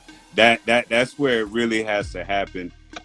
Because I can tell you right now, I'm tapped in with a couple of folks from D9, that hold it down. You know what I mean? Like as if we was on the same yard at the same time with, wearing the same colors, but they hold it down. And I think it's something we all went through that we now get it, right? Like, I mean, it's a certain level of respect we give the other, folks from other frats. Hey, we love it. We're still, friendly competition. I don't hold anybody against them. You know what I mean? If you chose something other than blue, I don't hold that against you for the, some mistakes you can't come back from, but it's in all love, Right. We can both things together and work together. You know what I mean? Now, real talk though. I'm telling you, some D9 folks that held me down in ways like Blue and White has too, and it's important for us to take that to the next level though. I think that's where this is so special, man. Where you've been doing this, you've been tapping in with folks, not just Sigmas here in Florida and from Iota Road from our home chapter, but from other organizations as well. Now you get to take this to an international stage where, at our conclave, be able to take this to, thousands of brothers to be able to hope they take it back to their communities and share it and so on. That's how we end up, really, really, making some things work. And I think, hell, the AKAs are charged up right now. The Newts charged up right now. Everybody charged. This is the time when we as I just hit 20 years in the frat. You know what I mean? Just this year. And it's now time for us to define what this generation means to Greek life, right? Will it remain to be what it once was, or will it be something different and bigger and better? So I'm super excited for you, man, because I know how hard you've been grinding. I tell people all the time, I remember back in college when this man was studying Mandarin, and I was like, yo, what is this dude wrong, right? You know what I mean? I'm working on my first degree, and he was working on his second degree. I wish I had the insight back then, really paid off. But seeing the payoff, seeing the grind, man, is something that you always pay attention to from afar. But when you get up close and personal, then things starting to really change for you. But it all starts first and foremost in that mindset, right? Mindset, 100%. And, I'll say about D9 for sure, like, I love my Blue and White, but I love everybody. You know what I mean? And the third person that I called after having the conversation with our international president, I was just so excited. The third person I called, and the only reason there was two people before him was because it was like my line brother and, it was my bros and stuff. But the third person was an alpha, good friend of mine. And why? Because he's an entrepreneur. That meant more to me at the time than anything else. Colors don't mean nothing. We all people. We all love each other. We all should love each other. We should all take care of each other. But he was an entrepreneur and understood where I was coming from. And he happens to be a commercial real estate developer. And since I was talking to, Brother Cristal about what Phi Beta Sigma was going to do with the international headquarters in terms of, the complete renovation to create these low-cost housing, like things about 40 units, I immediately called him, my alpha friend, to be like, yo, I need more insight on commercial real estate development. My real estate knowledge is limited, multifamily housing, couple of flips here and there, and limited. I don't do nothing with commercial real estate, but I was like, yo, I wanted to tap into him because I know he had that knowledge. You know what I'm saying? So it's all love across the board. I saw who I just saw Speedway Dave. I didn't know you was a noob. Okay, that's so true. That's so true. Man, it's all love, yo. And listen, I appreciate all of y'all for rocking with me, for coming on here, for tapping in, for sharing the information, sharing me, telling me, other people about me too, because I just want to be able to reach as many people as possible and help as much as I can. When I was in my 20s, there was always that conversation about what's the meaning of life, right? That's a whole, Socrates type of conversation, right? And in my opinion at the time, I felt that the meaning of life is to procreate, because I never felt as much joy in my life until I had my first kid. And I was like, yo, I saw the future of what his future could look like and how I could help shape his future and everything. So I was like, yo, procreation is the meaning of life. That's where you're truly fulfilled, right? And I'm not taking anything away from anyone who decides not to have a child, but that's just how I felt. In the last few years, as I started thinking about the impact that I would leave on this planet, right? Because I started realizing, how insignificant and small our lives are in comparison to the grand scheme, right? And I was like, well, how can I make sure that I leave something positive on this planet when I'm gone? Of course, it starts with my kids. It starts with my family. But I didn't want to be selfish. I wanted to help more, to give more, to leave impact on other people's lives, right? And what I'm doing now is like the meaning of life for me. You know what I mean? It's changed, it's evolved. And now that I'm able to help each other, help more people, that's why I said I was crying on the phone. I was literally like, couldn't speak, crying. Like all of that.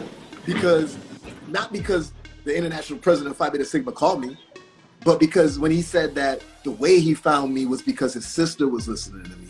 His aunt tapped into me and was talking about me. And all these different things, it made me say to myself, wow, I'm actually making impact. Because I don't even think about it sometimes. I'm just here doing what I want to do and give out information. I don't know who's going to really take it and actually try something or, implement something or whatever. But seeing that, apart from my roundtable members, actually hearing that it actually is happening, I feel like that's the meaning of life to me right now. Yeah. Did you ever expect that it would come full circle like that from, spring '98, #1, Machiavelli. You know what I mean? Machiavelli. Machiavelli in the house, baby. Okay. Tupac, This dude was my pro fight, you know what I mean? And we're going to leave those stories for other days, but Yes, please do. You said enough. I ain't gonna lie. This is gonna sound like I'm being cocky, and I'm not cocky. I don't really care about this stuff. But I always knew that I could accomplish great things. You know what I'm saying? I'm not saying that I know I'm gonna be famous. It ain't nothing like that. I just knew that I could accomplish great things. And I think I realized it when I was a teenager, and I was trying to think like, how they made electricity? How are planes flying in the air? I was thinking these things like, there's some amazing people in this world. I could never be that. And then I started saying, no, wait a minute. Yes, I can. They're just regular people who did, irregular things. They did extraordinary things, even though they were ordinary people. So I was like, I could do it. I ain't got no cash, though. So I always felt that I could accomplish great things. I just didn't know how. Order it. I'll pay for it. You feel me? I think that's super important too, because something that I feel like a lot of Black people don't fully understand now. I feel like all of us are visionaries. Like we had to be visionaries in order to see ourselves where we are today. And there's this term called Afro-pessimism that talks about like the impacts of slavery and how Black Americans essentially can have like not pessimistic, but due to our roots essentially from slavery, we can have this attitude of not being able to see ourselves past what most of us grow up in: poverty, capitalism, white supremacy, things of that nature. But like how I like to see Afro-pessimism is just this idea of being a visionary, being able to see ourselves through things. So when you said you couldn't really see yourself through it, it's not really that.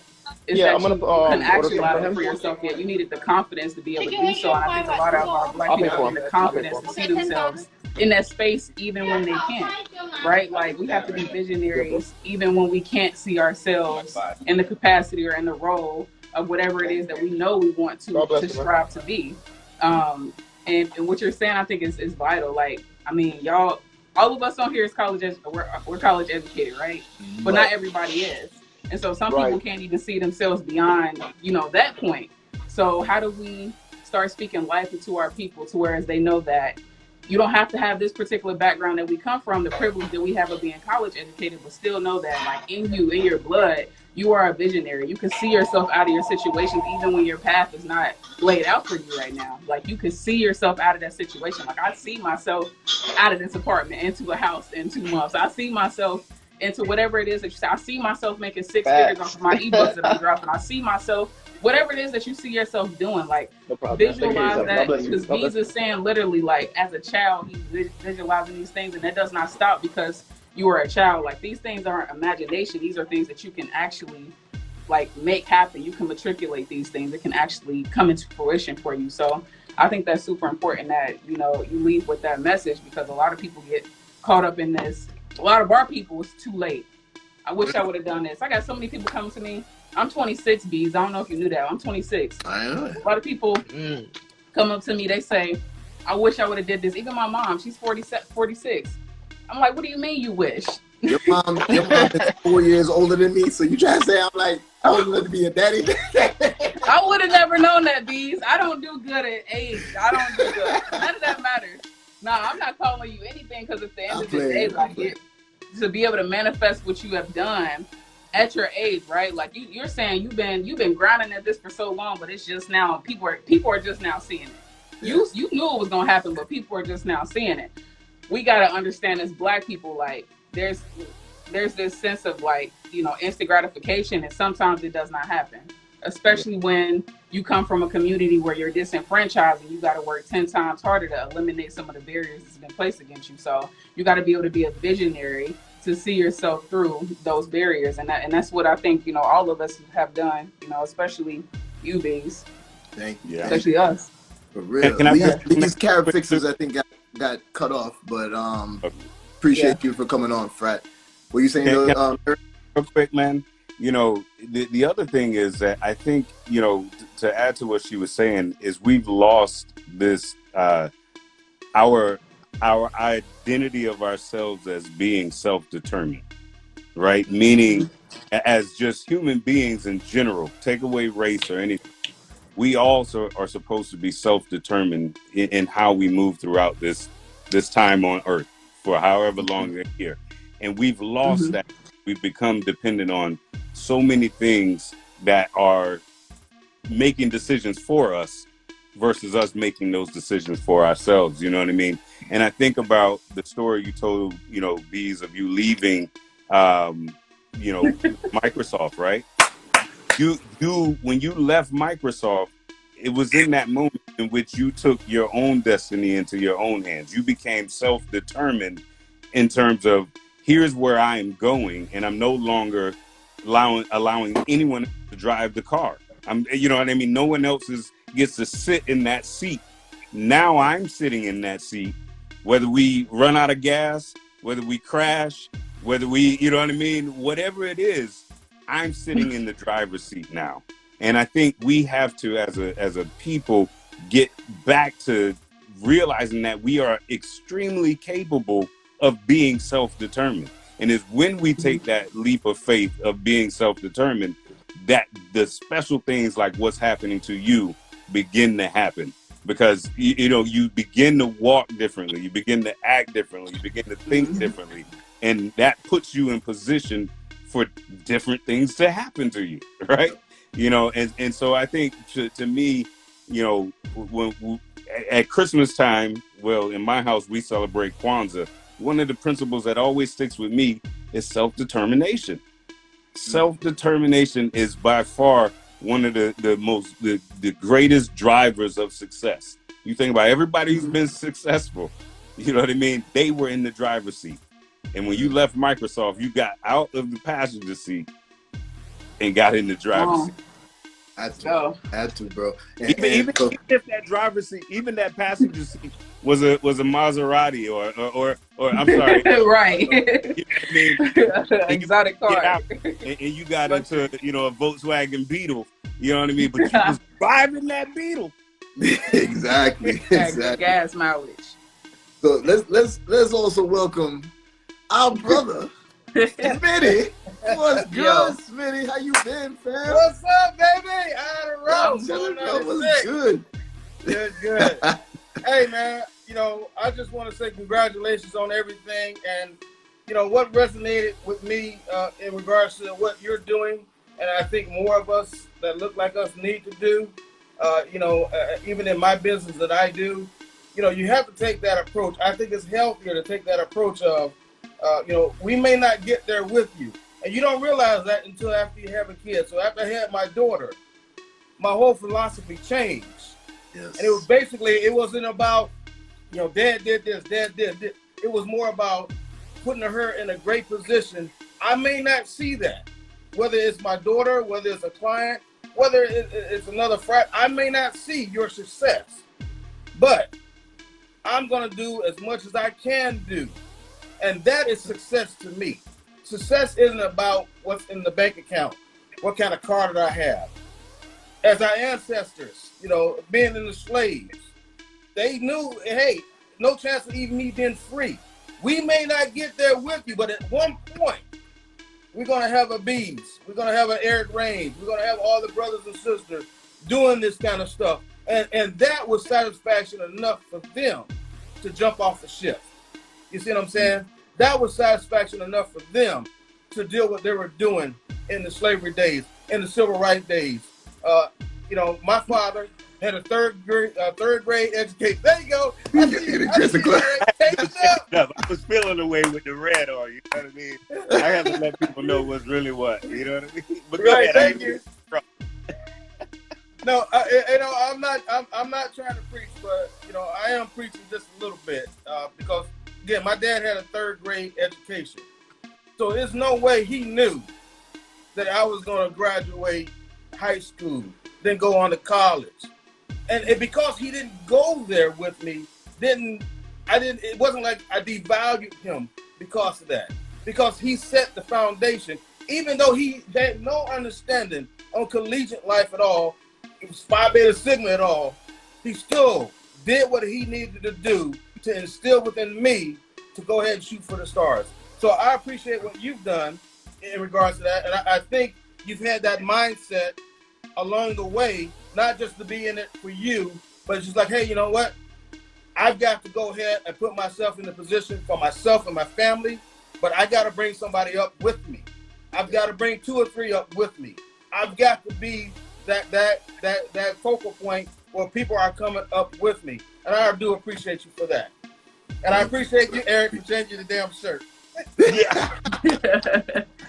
I know I'm going to catch hell about that, too. But much love. I really appreciate that, Smitty, man. That means a lot. I want to talk to you about something else. I'm not on here, but we got to talk afterwards because it involves your LB too. So I want to talk about that another time and stuff too, man. But yeah, I'm just so happy to be able to give a positive impact on others, and I'm gonna continue doing it. I'm gonna continue. Because I got to strive and make these things happen for my kids. So as I learn more, I'm going to continue to pass it on. I'm going to continue to do as much as I can to help others. And everybody that's still on here, we got still about 60 of us on here.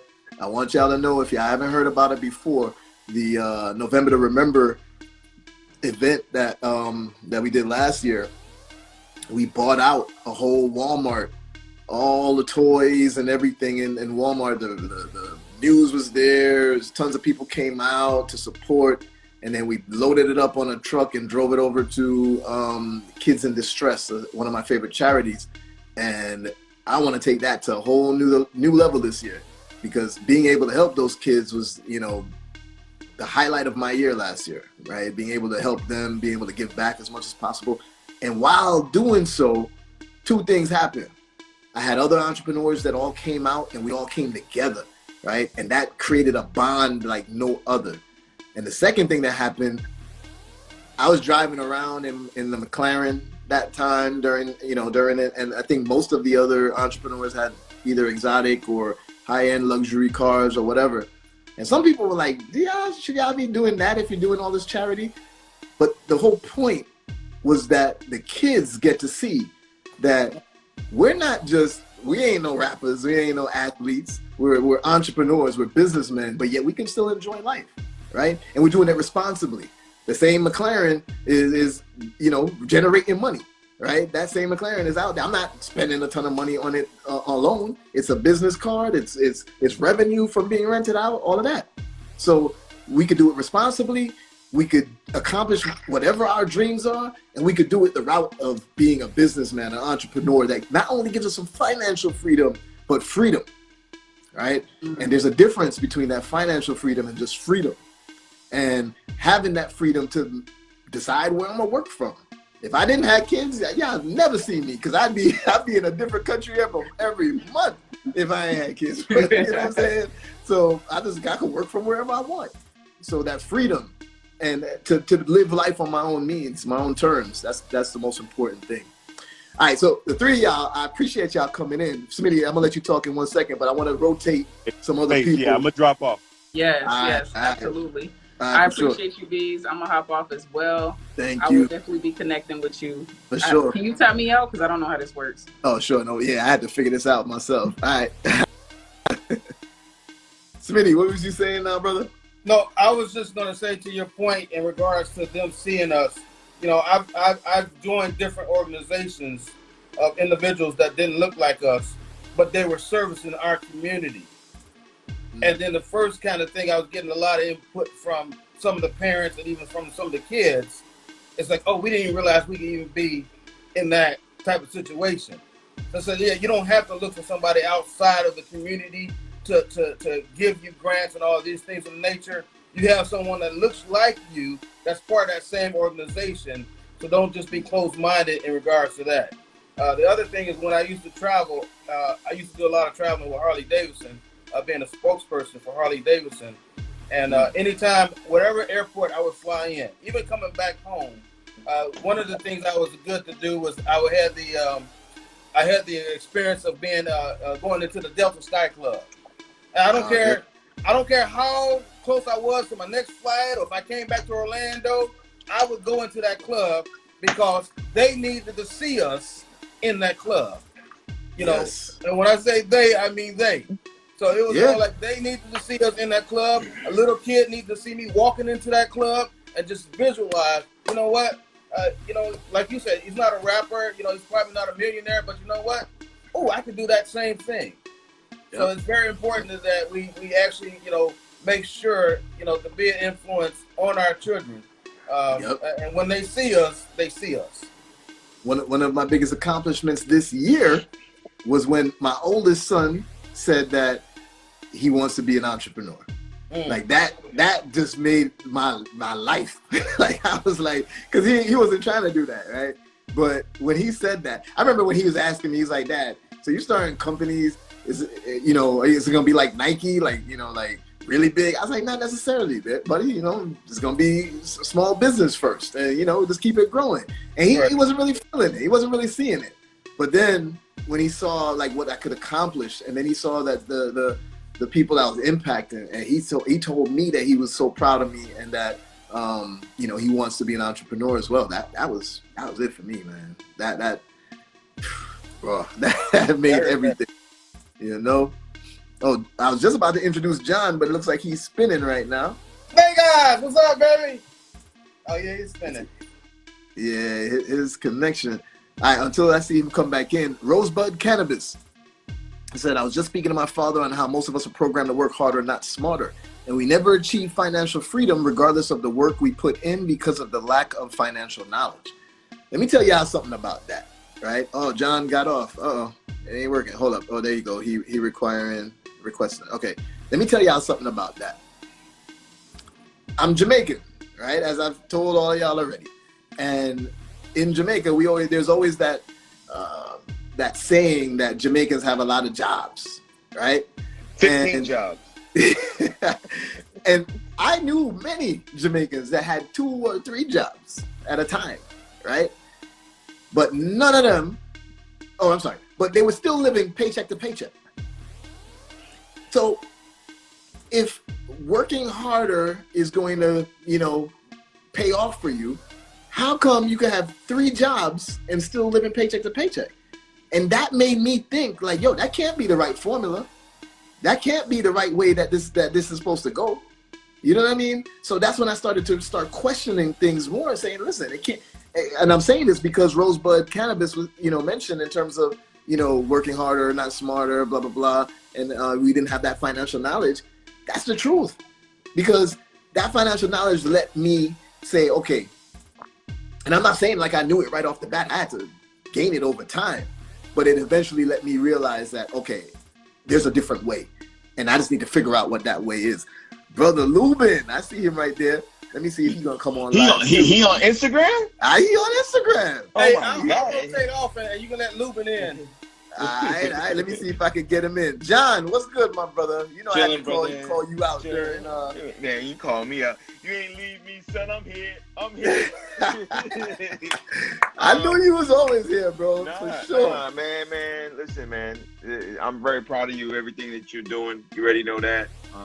You know, I was sending you a message that you didn't see, but I wanted you to share the story how where you started from and the challenges on the path, to hear people how important and impactful you are in people's lives, and the things from your kids, your family, everybody being there, because you know everybody loves Beyond. And if you want to, it's Beyond, Bijon, Beez, whatever. I know all your aliases, son. So but I love you, dog. I'm happy to see all is well with this and the path that you're going, and making an impact for everybody. I think I saw a high of 75 people tonight. It was a great turnout for you. And I know that a lot of gems were dropped, so I know people were taking notes. Lou's starting this conversation wearing the Lakers jersey, and it's the wrong thing to do. Yes, it is. It's the right thing, baby. There you go. There we go. Now we need to get John off of here because he's bringing on the Knicks and stuff. But hey, listen, I'm just everybody keeping it real. Everybody in the audience, let me tell you, this guy that I just brought on right there in the corner, I don't know if y'all see it the same way, but that dark-skinned, bald-headed gentleman right there. Listen, this guy probably is one of the reasons I am where I am, right? Because coming into college, coming into the fraternity, is somebody that I looked up to. Is somebody that steered me on the right path. I remember having a conversation. Oh no, I can't tell people that. Yeah, man, leave that alone, bro. Leave that alone, bro. Leave that alone, bro. G14 classified, bro. Come on. As soon as I was about to say it, I was like, oh, wait a minute, no, that's not gonna be good.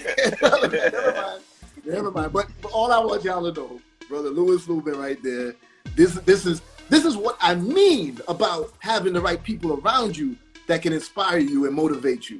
You know what I'm saying? Because if I ain't have him around me coming up as a young cat into college, into the fraternity and whatnot, I don't know what would have happened. So having those right people around you can set you on that path that it may not be today, it may not be tomorrow that you achieve your dreams, but that one person could steer you into a new path that you will realize years down the line. So Brother Lou, thank you, man. Thank you for everything. Hey, man, you're welcome. You're welcome, bro. Can you hear me okay? Yep, we hear you. It's because of Lou. It's because of Lou you dropped the bandana too, son. Yeah, man. Listen though, we are. I'm glad to hear.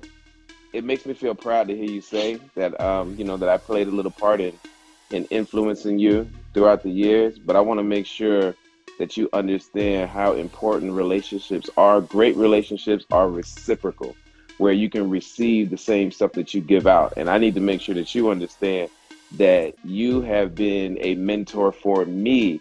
You have flipped it, and you have been somebody that I look up to and I admire so much for such a long time with the work that you're doing. Phenomenal. You talked about when you bought out Walmart, and you pulled up and you were in front and you had your car, you had the McLaren. It's funny that you were talking about that because, and I'm not going to say who, because that's not important, but somebody did make a comment to me about, yeah, man, that's really good, the stuff that they're doing, but hey, is it really necessary to have a McLaren, out there in front of the kids, for the kids to see that? And so my response was, because like-minded, we think alike. I'm like, well, why would you not want young children to see successful black men who are doing things exactly the right way be successful and have nice cars? Basically, what you're doing is you are showing them what they can be. You are showing them you're showing them the potential and the possibilities of their future. So, you're doing great things, man. That's just the bottom line. You're doing great things. I love every opportunity that I get to, I'm busy, got my kids, sending my second one to college. So, I'm still in grad school. Oh, so the Tinder guy, huh? Yeah, the Tinder boy, the Tinder guy. You know what I'm saying? Like, it's just, y'all pray for that brother, because it's just crazy, But, I'm proud of him and I'm scared for him at the same time. You know how it is when you're young and now you're getting ready to leave to go to college, and he's going all the way to Tennessee. So, excited, sad, nervous, all of those different emotions. But, it's just the work that you're doing is so important, for people to see. You're giving us the ability to tap into things that probably, historically and culturally, we've never. How many of us knew about financial literacy. The things that we were taught when we were young was go to college and get. They didn't teach you about credit. They didn't teach you about credit cards. They didn't tell you about the pitfalls to watch out for. They didn't tell you how to manage money. It was all about just going to college and getting a degree. So, the information and the knowledge that you're spreading to everyone and you're teaching everyone it's absolutely phenomenal. And it's a gem and it's a privilege every time I get an opportunity just to catch you learning something every time you open your mouth. And there is no greater lesson than that. You know what I mean? That I'm proud of you, man. You're doing great. And you keep talking. Lou, you got prodigy, son. Yeah, you breaking up bad, Lou. It's starting to get worse. I don't know if you... Let me get closer to my Wi-Fi. He sound like a cicada. He sound like a cicada. Hey, you on your cricket phone? You on your cricket phone? How I sound now? Still breaking up. Yeah, well, now I see John spinning too. Yeah, John spinning. So, can you hear me now? Better? Yeah, I hear you. Okay. Yep. No, I just want to tell you, man, keep it up, man. You're doing a great job, and I'm learning every time you open your mouth. So keep talking.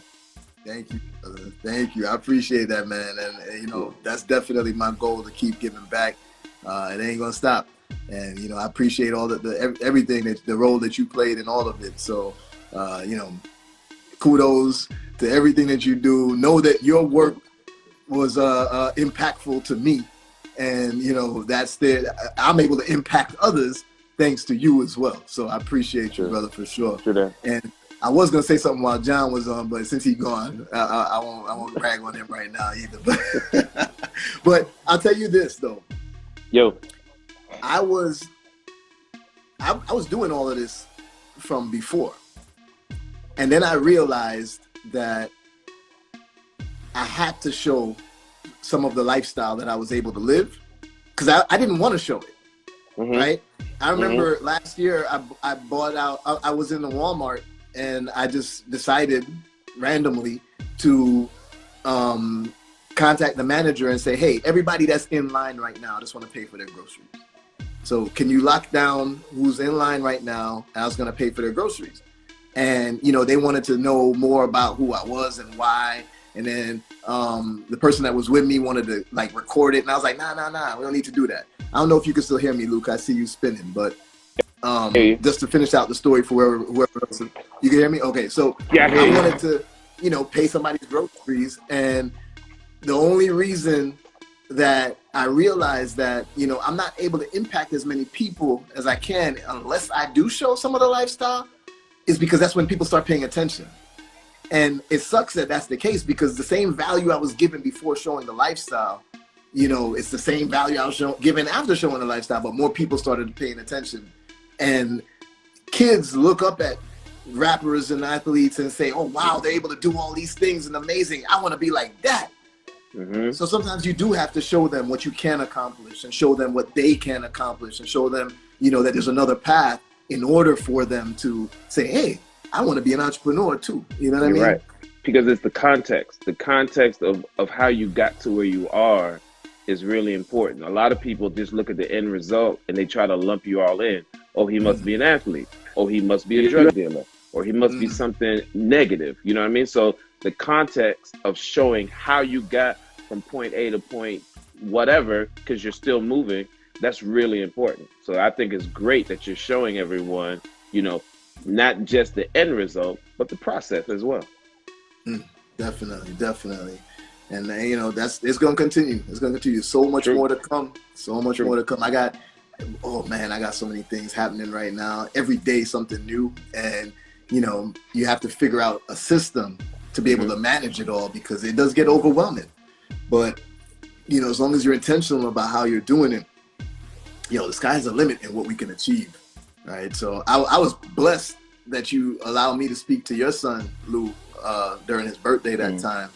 And, I hope I imparted something on him that, he could help him to start thinking. I wasn't talking, you didn't bring me on for entrepreneurship at the time. I think it was more for technology. So. Yeah, no. I brought you in just to talk to my son about the how important it was to continue to keep learning. Never stop learning. Never stop trying to reinvent yourself and continue to, just to advance, to learn and to build. And I didn't realize how much of an entrepreneur you truly were like I do now. So if I did know that, I absolutely would have had you talking to him from that, from that angle. But, because we got a relationship, I know I can get my son with you one-on-one anytime. So that I feel that's but that was probably the best thing that I've ever done for my son, was to be able to have that Zoom meeting. And we had 18 different Black men who were able to talk to him about 18 important factors of life before he leaves to go to college. It was absolutely phenomenal. Yes, definitely. I'm glad you was a part of it. Thank you, my brother. dudes. Willie! My dudes. Big Money What's done! going on? What is the deal? It's like a reunion tonight, man. That beard looking thick, boy. You got a ham sandwich in that beard, boy. Oh. It's getting there, bro. It's getting there. I said, I got to jump on, man, and give you your flowers, brother, because, B, man, you're doing your thing, man. One of my homeboys just messaged me. I sent him the live. He told me, yeah, man, I'm following him as well. I'm getting, all kind of gems and things like that. So, man, I had to come on and give you your flowers, brother, because I'm proud of you, man. I'm loving what you're doing. I'm trying to take some of that knowledge, man, and do what I can with it myself. So,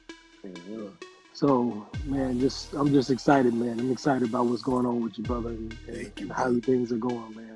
Thank you. And homage to Big Lou, of course. Always brought us through and always been real with us from the beginning. You know what I'm saying? Yeah, for sure. Much valued relationships, man, and John, the most genuine cat I know. So that's the truth. These friendships, man, these relationships that have developed over the years, man, have been.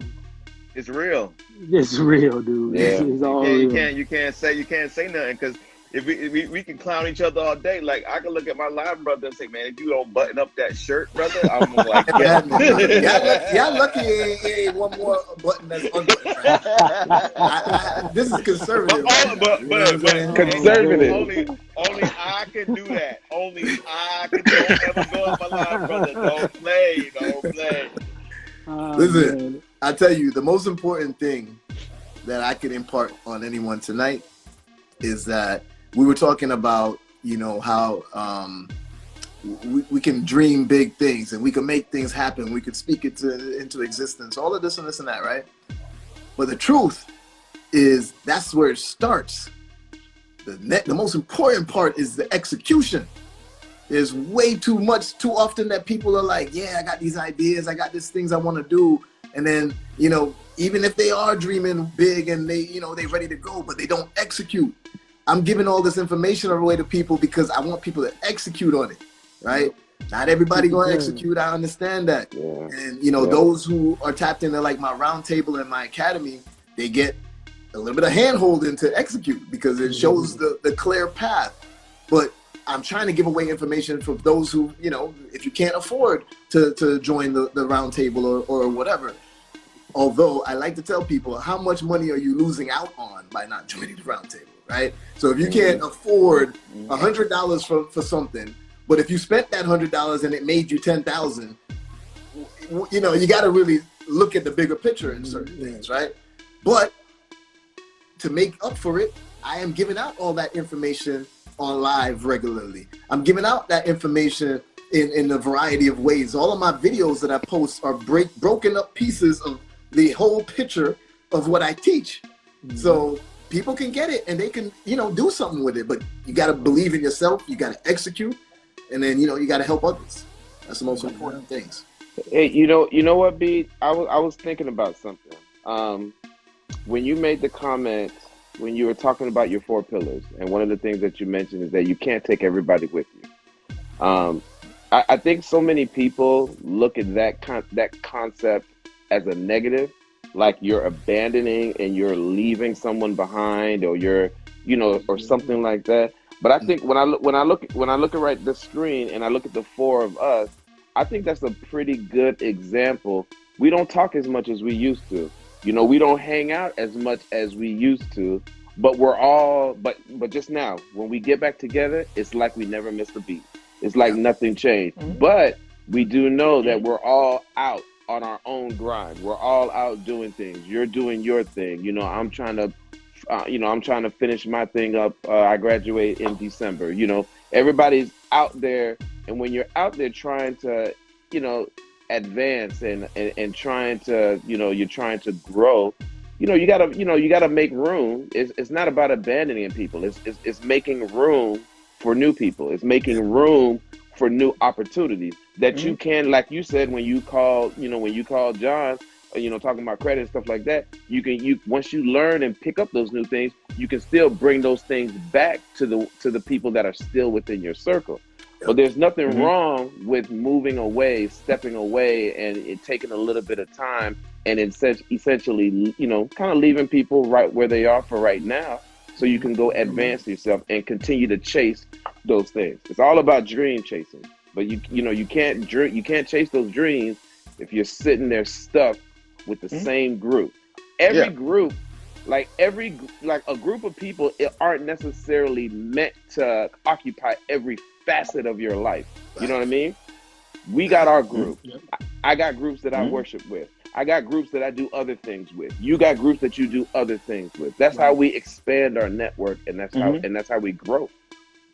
When I'm ready to go to the strip club, I'm gonna call certain people. For sure. Whoa, I'm not one of them. That's I'm not. What are we talking about right now, man? I'm not one of them. And You're not one of them. You're not one of them. Listen, I'm in Bible study with Lou. I'm in Bible study. No doubt. But for real. Yeah, man. It's never about abandoning. Like you said, Lou. It's never about abandoning anyone. Sometimes you go back with folks, and sometimes a person has to stay where they are because that's just where they are. And you got to understand the audience. Just like when you're presenting it to people, you got to know your audience. You can't not everybody's going to have 45 minutes or an hour worth of an attention span. So you can impact some people with a 30-minute blurb or a 20-minute blurb, hit them over the head with the information. They're going to absorb it better. And the other people that have a longer attention span, you still have the rest of the presentation to continue to, keep to bring them on. So, it's all about knowing your audience and like everyone said, you have your friends and you have your friends in groups, you know what I mean? You know what you can do with certain people, you know what I mean? And there's nothing wrong with that. I just know that, you know what I mean? It doesn't make our friendship any less or anything like that. It's just about, being like Paul said, being all things to all men so that, you can win some. So you have to be all things to all people. And some of those audiences are going to be different. You know what I mean? You're going to be this way for this audience and this way for this audience. And it's not being fake. You're going to be real for that audience. You know what I mean? So. And I'll say people need different things. I say it like this, is like, you can sit there and like, Beyonce said what he said. Like, I didn't take no slight to that. Like, we all in different paths, right? Everybody follows their dream and everybody's on their step. And not saying, the way I look at it is, who said Beyond can't go that way, Luke can't go that way, Willie can't go that way? When it's said and done, we forming like Voltron anyway. So what's the problem? Yeah, exactly. We all the black lion though. That's the funny part. We all the black lion. I'll be the brown. You could be the green lion, John. Hey, real quick, but can we just make it official? And can we congratulate John because the New York Knicks are in the playoffs? I want to give John some love because I think that if there's anybody in the world that needs a lot of love right now, it's Spike Lee and John Frazier. Congratulations, congratulations, my brother. Hardest Knicks fans ever, dude. No, for real. Since the moment I met that fool, since the moment we met. Die hard. Yeah. Die hard. That's probably the last time we were in the playoffs too. Yeah, pretty much. You ain't lying. Pretty much, yeah. Yo, brothers, I'm gonna have to wrap it up, man. It's been an amazing night, but yeah, it's been 2.5 hours, so I need to go check on the kids and see what destruction has happened while I've been in here. Water something, dude. Yo, I'm telling you. All right, brother. Later, man. Much love to each one of you, man. Yeah, I appreciate it, and let's keep grinding. Let's keep making things happen, and let's.